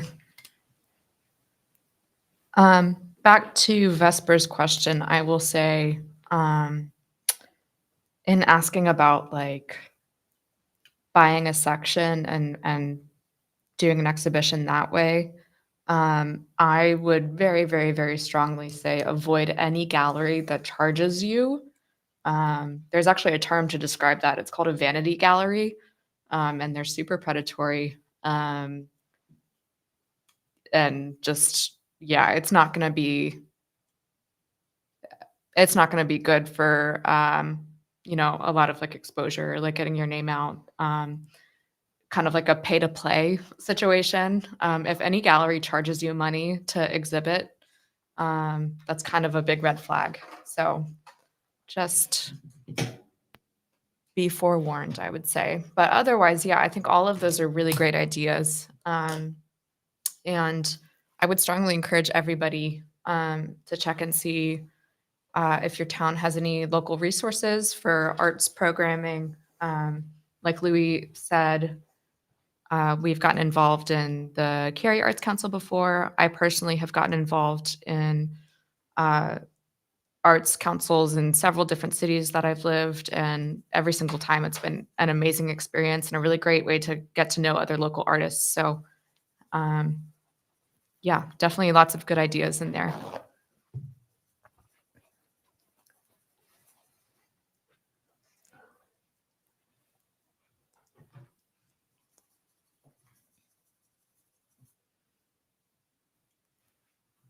Mustafa asks, who works on lead ground and who works on lead ground and who is poor and using acrylic gesso like me and Tina?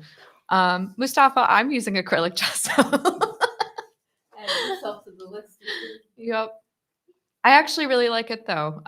Golden's acrylic gesso, I think, is Is a great help. yeah, definitely superior to other acrylic gessos. The texture and workability and absorbency of it, I find are definitely better than like a Blick or a Utrecht gesso. So if you're going to go that route, I would recommend Golden. But I think, correct me if I'm wrong, I think both Louis and Erica use lead ground. At the moment, most of mine's gessoed, but I do use lead ground as well. So I've recently bought some more lead ground, but when I'm in a bind, I use gesso, and the last set of panels I created were gesso. I have been using lead alkyd ground by Natural Pigments, and I just really like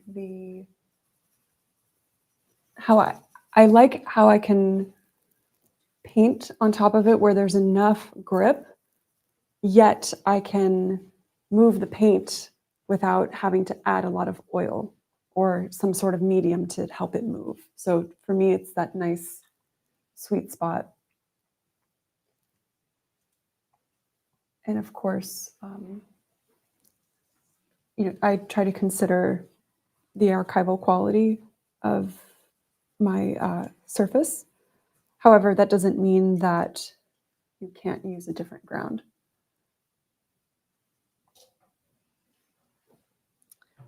Matt's Toaster asks if you could settle for the middle and use oil ground. So I guess like layering acrylic gesso and then in the top layer only using oil ground.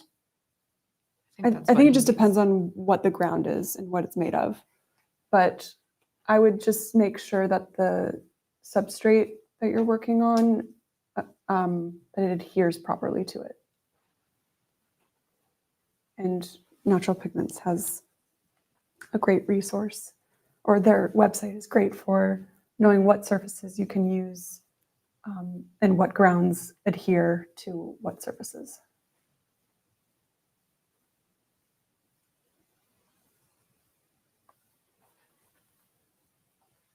Gail asks, is Livia just using a paper towel for blending? And what paper is she drawing on?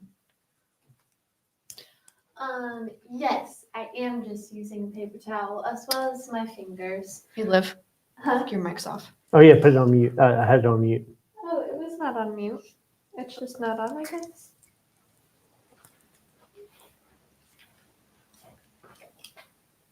It was on. It's just not close enough. Yeah. Fine. It needs to be closer. Oh, okay. Ba, ba, ba, ba. No. What about now? Mm-mm. Pretty close. Hang on, everybody. Sorry, 1 second.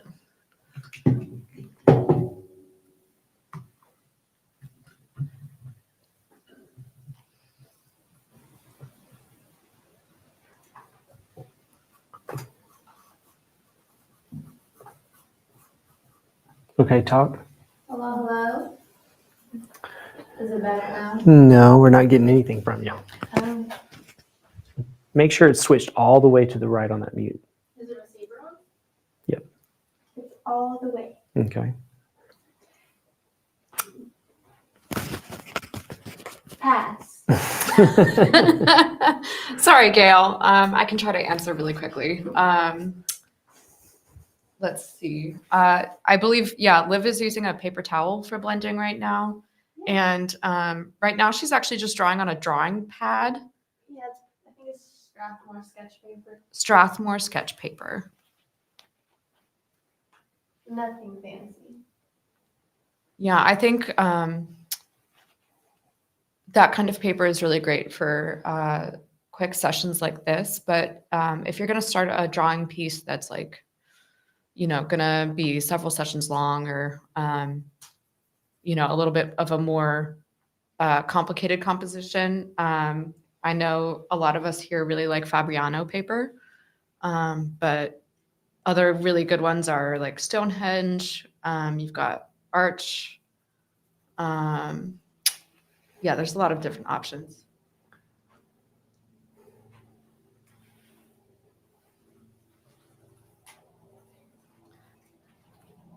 And we've got another question. For commissions, what's the best way to go about it? Social media has helped with interaction, but I'm wondering if it's like going to coffee shops or places or asking family members. I have definitely done coffee shops, and I got a lot of commissions just painting my other commissions at coffee shops when I first started. And so that is absolutely a possible way for you to find work, especially if you're a social person anyway. I'd meet all of my buddies up there, and we would just have a good time hanging out.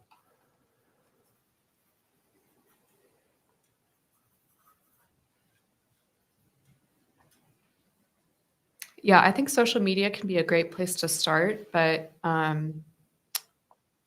it doesn't really act like a substitute for being able to form real in-person connections with people. Those are always going to be really valuable.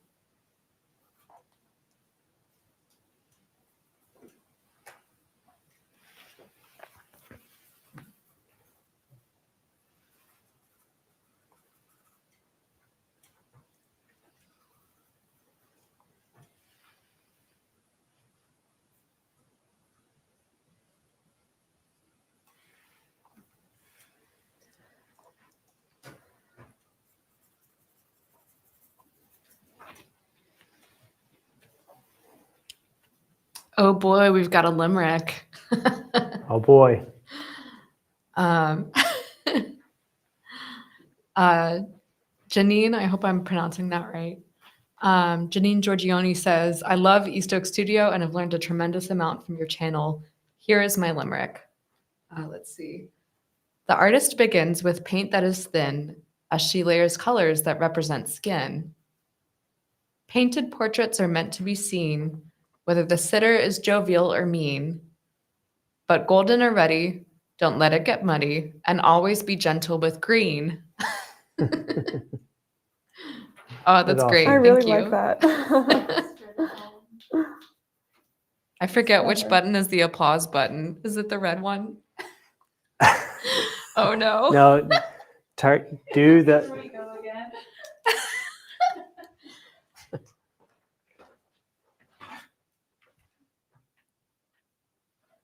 There we go.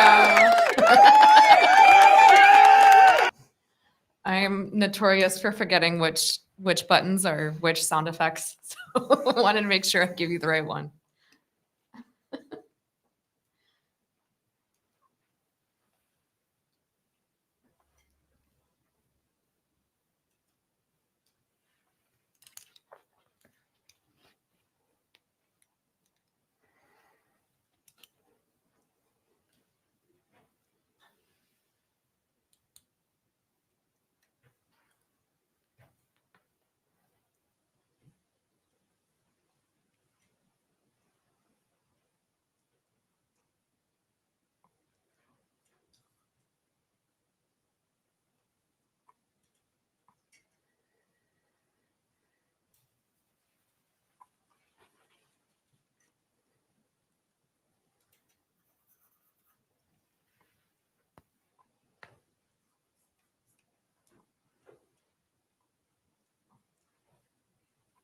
Mustafa asked, who set up the lighting on the model?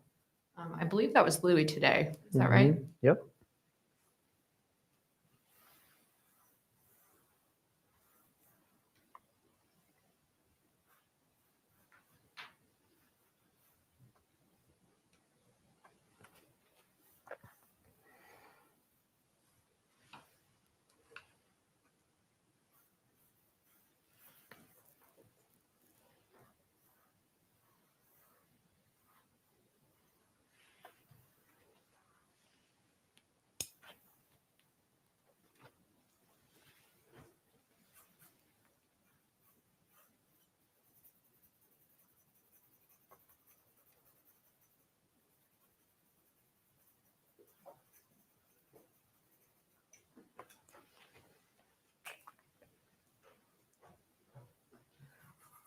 Vesper asks, how do you paint a complicated process, say consciousness as an example? So I guess like kind of asking about like finding deeper meanings in your subjects.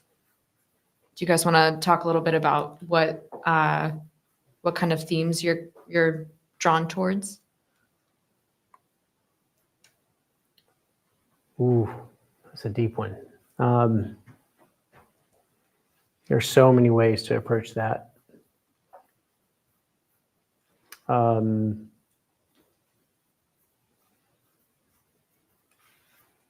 know, I mean, a lot of artists would approach it back in the day metaphorically.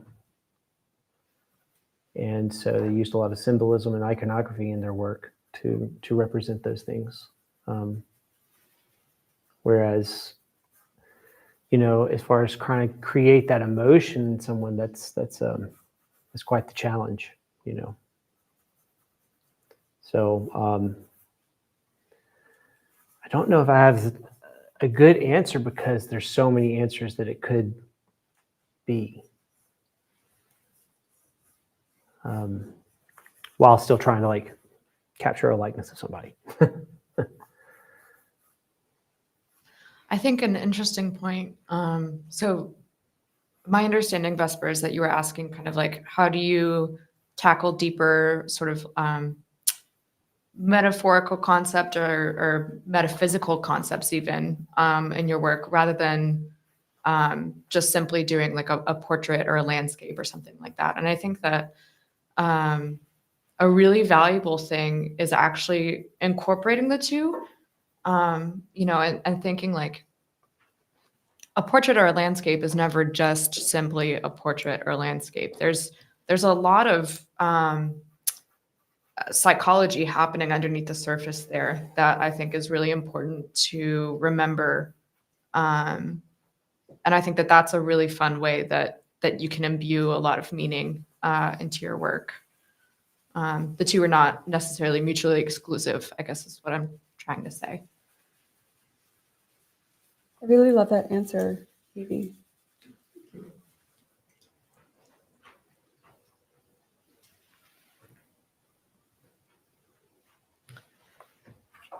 Let's see.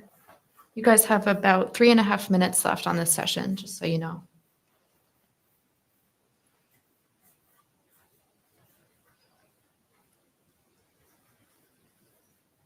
I do think, though, as like kind of a follow-up, I think that can be a really difficult kind of like principle to grasp as you're learning. Because if you devote so much of your energy on like learning formal techniques, it's really difficult to be able to extend yourself in that way of like, okay, I want to make a really great, you know, very like activating and emotional portrait, but how do I get that emotion into it while worrying so much about the drawing and the accuracy? And I think that it's something that you really have to be mindful of as you're working of, you know, what's the emotional quality that I want to express rather than, oh, I want to paint a picture of Tina. It's, oh, I want to paint what Tina's feeling. If that makes any sense. I think so much comes to observation, not just observation of, you know, the width of a plane, but or the value of a shadow shape, but also someone's expressions, movement, what happens when you have the up curl of a mouth or down curl of a mouth, like how that changes the story, and just keep observing what you're doing and how you're responding to it. I paint a lot of still life, but I try to think of my subjects as something that's living and moving. And there's, I think, an emotional quality to gesture, and that can apply to still life as well. But the point is that you're always observing, and also you're observing yourself with how you're reacting to something. Yeah, I love that about Erica's work. She often paints flowers and botanicals and living subjects. And there's this quality of like capturing the breadth in that moment of time and just capturing a snapshot of that life. It's really beautiful. Thank you.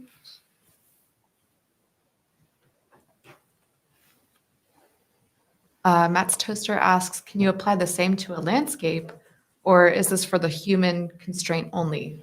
Yeah, I think you absolutely can. Absolutely. Also, one extremely important thing that I forgot to mention is light, and how light affects, and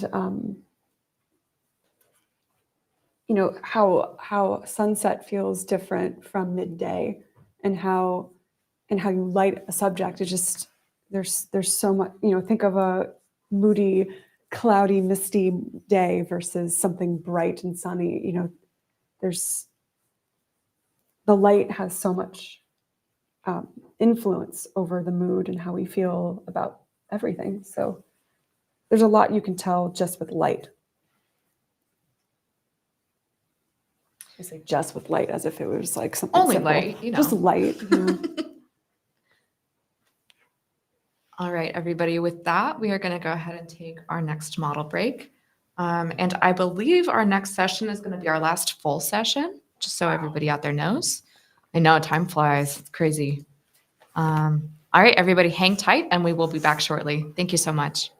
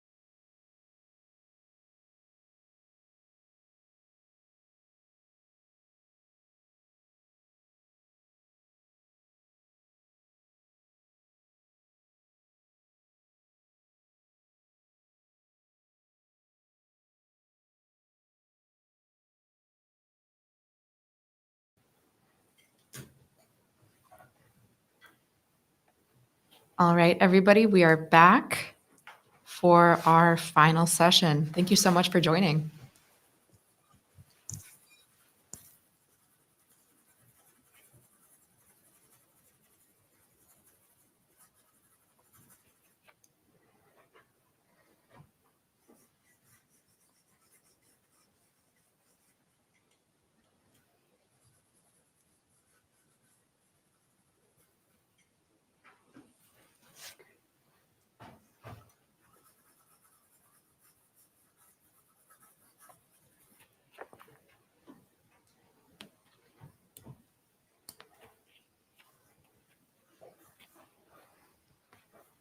I always feel bad asking you guys lots of questions in the final session because I know it's a big push to try to wrap things up. Everybody's piece looks really amazing. Oh, I'll cheerlead. I'll be the professional cheerleader.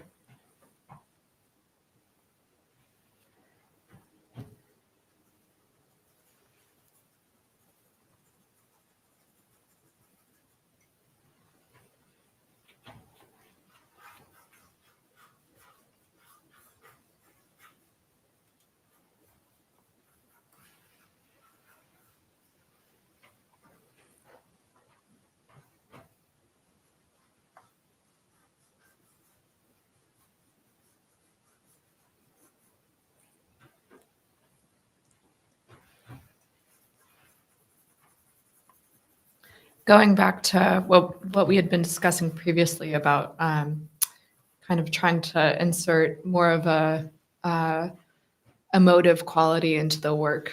I think it's really interesting in a situation like this in particular where you have multiple people kind of painting and working within their own style, the same model from different vantage points, and exploring and seeing how the vantage point can kind of influence that emotional quality and how, a three-quarter left turn can be emotionally different from a half turn to the right.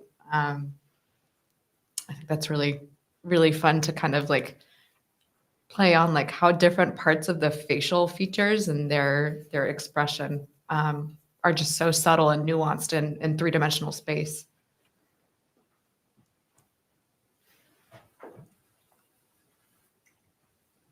Aw, Gail asks, Evie, how's wedding planning? It is a lot. It is good though. I think it's definitely a lot to juggle, but we're all really enjoying it. Tina as well. It's kind of fun that we're both sort of wedding planning in tandem. Thank you for asking.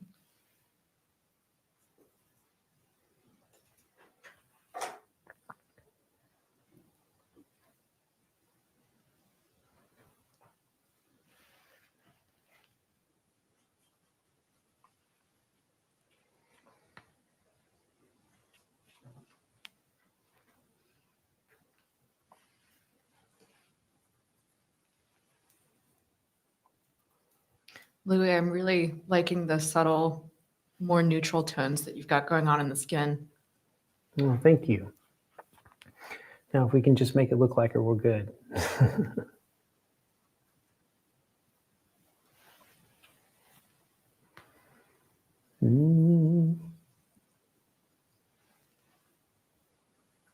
This is why it's so important to do these things, because I'm so out of practice in talking, paying attention, and trying to get a likeness that shows me I just need to keep getting back up here.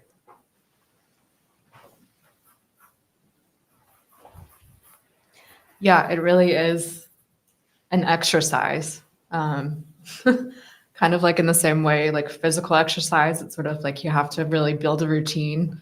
I think mentally doing painting exercises from life in this way, it's very similar.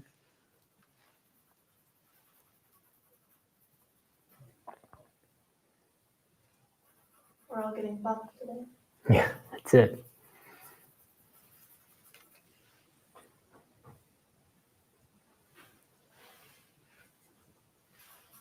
And if I'm not mistaken, I believe we still have the East Oaks Discord live. Yeah. So if anybody out there wants to show us pictures of what you guys are working on, we would love to see them.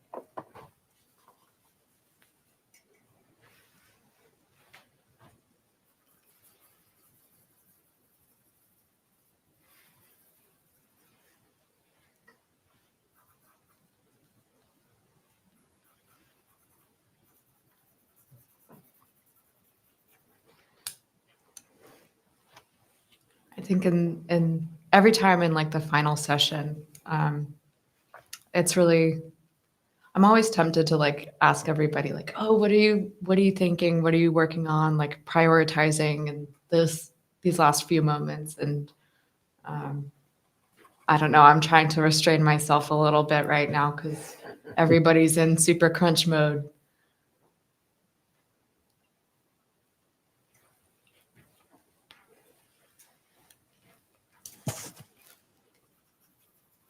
High stakes painting right here, folks.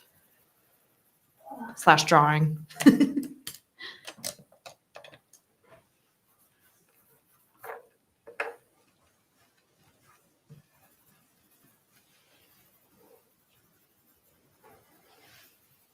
Oh boy. Matt's Toaster says the final countdown. Indeed.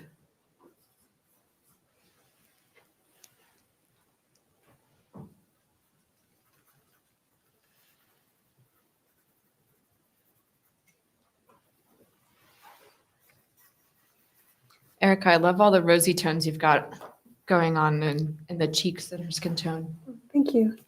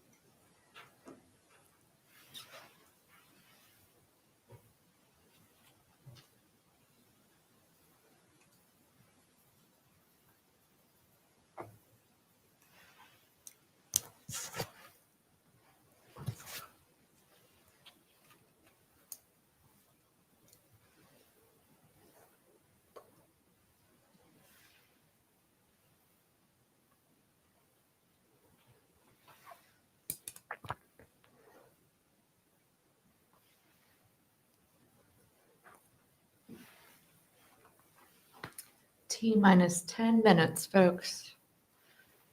Just so you guys know.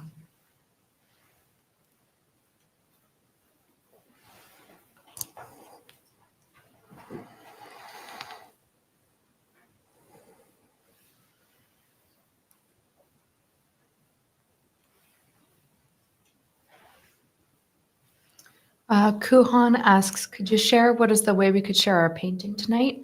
One way is to share it to the East Oaks Studio Discord, if you have Discord. Another way that you could do it is to share it online on Instagram and tag us at East Oaks Studio. Or if neither of those are good options for you, you could, of course, also email us if you want.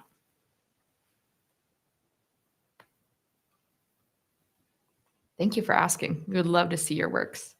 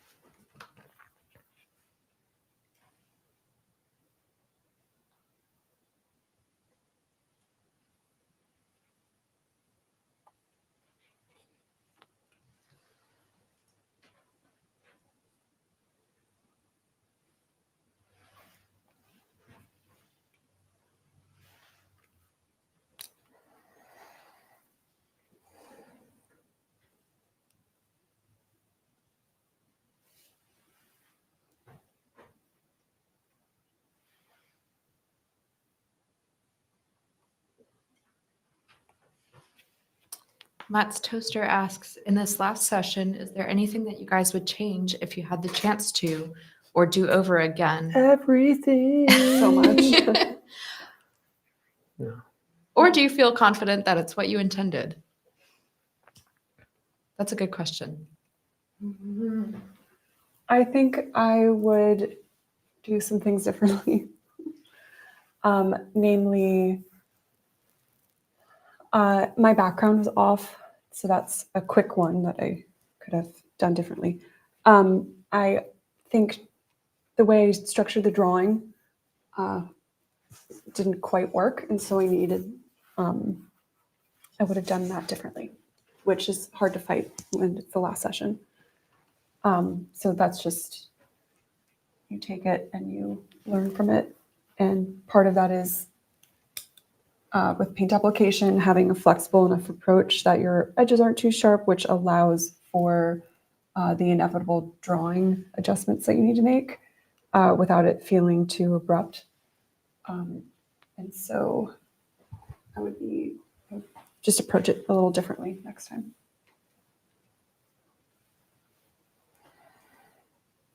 I think the approach was fine. I think that just needed, for some reason, sometimes I need more time in the night and than others. So, you know, it's easy to feel rushed and let that get to you when you're doing these kinds of things. So I think those are things. Just more time would have been helpful, so I could actually work on the hair and her dress and all that kind of stuff. So, in fact, I might continue messing with it this evening while it's still wet. It's still malleable. Vesper says that what they would have changed, I would have started with oil painting when I was 5. I hear that. That's good. Kuhan said, I have a blast painting with you all. Oh, well, thank you for joining us. We enjoy hearing from you.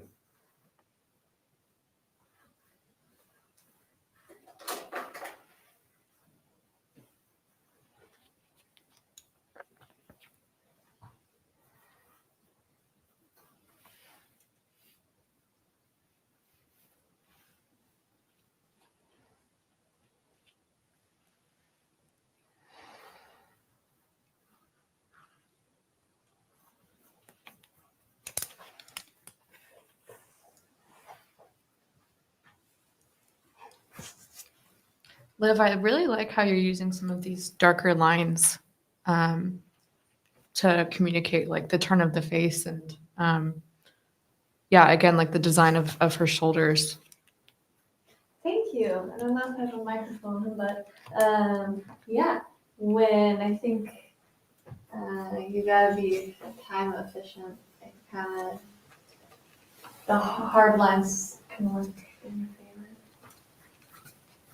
Thank you, Unita. Gail says Livia's composition is amazing. I love where she's placed the figure. Woo! Happy accident.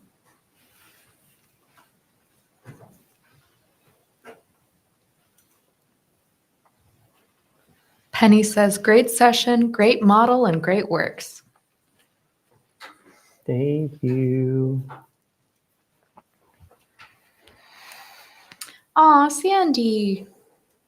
Sandy asks, is anyone using Medium with Alla Prima portrait painting? And says, hi guys, I miss you all. We miss you too, Sandy. I am not using any medium.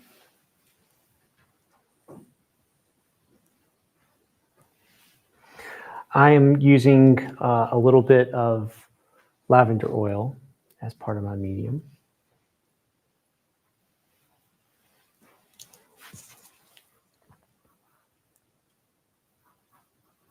Penny says, I can't wait to paint from the reference photos tomorrow when I have more energy. Yeah, we would love to see what you create. Again, for anybody out there who paints or draws from the references, definitely please send them to us or tag us online because we would love to see those.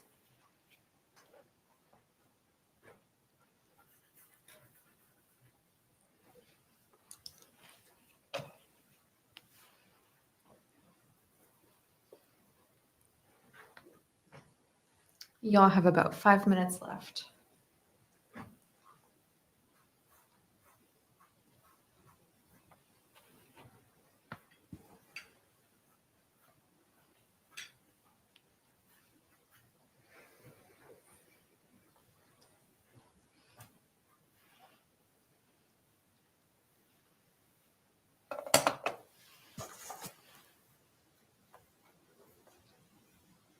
Sam, I really like your brushwork today.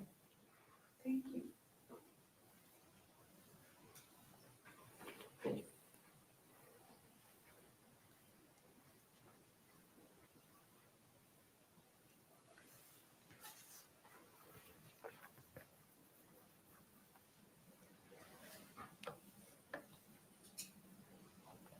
Oh, hey, Kristen. Kristen just signed on and asked, how's Tina holding up back there? That's a little sore.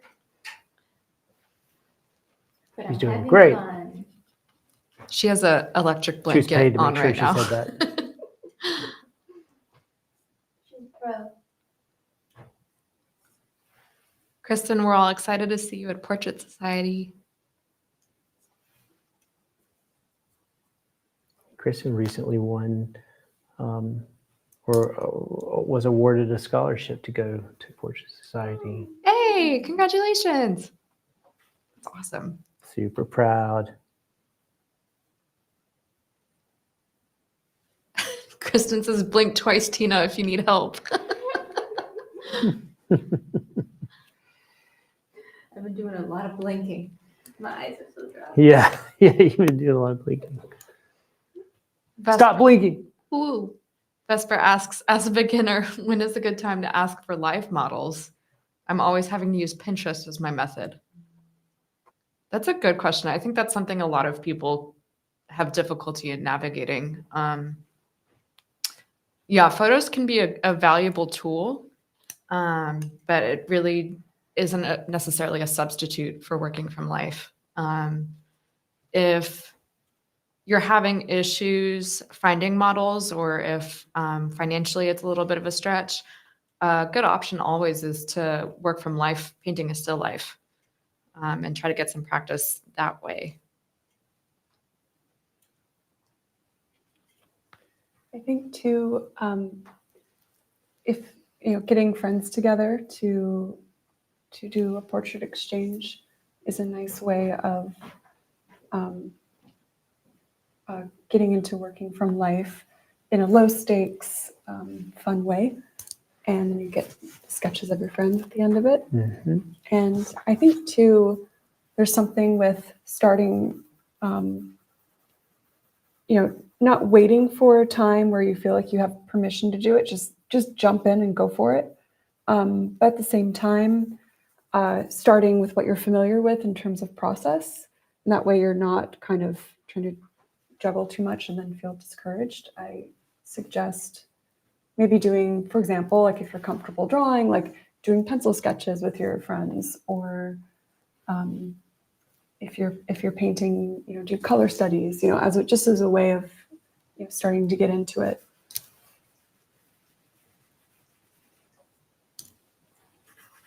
Good advice.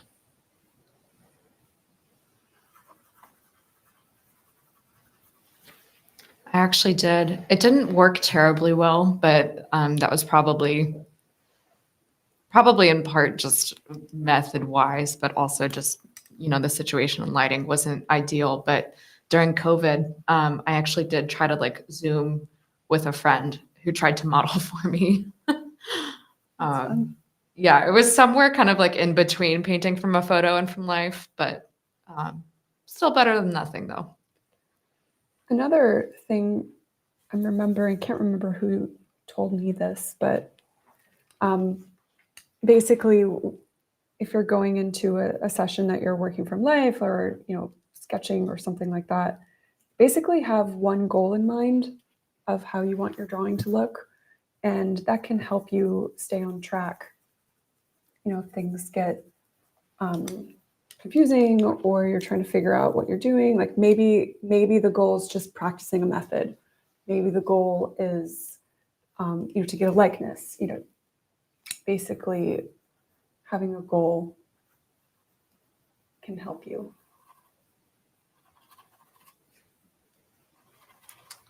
Well, we are at 9:00, everybody. So thank you so much to everyone for tuning in and for asking questions. And we cannot wait to see the works that you guys create. And yeah, happy painting. Thank you so much for joining tonight. Thank you. Thank you. Good night, everybody.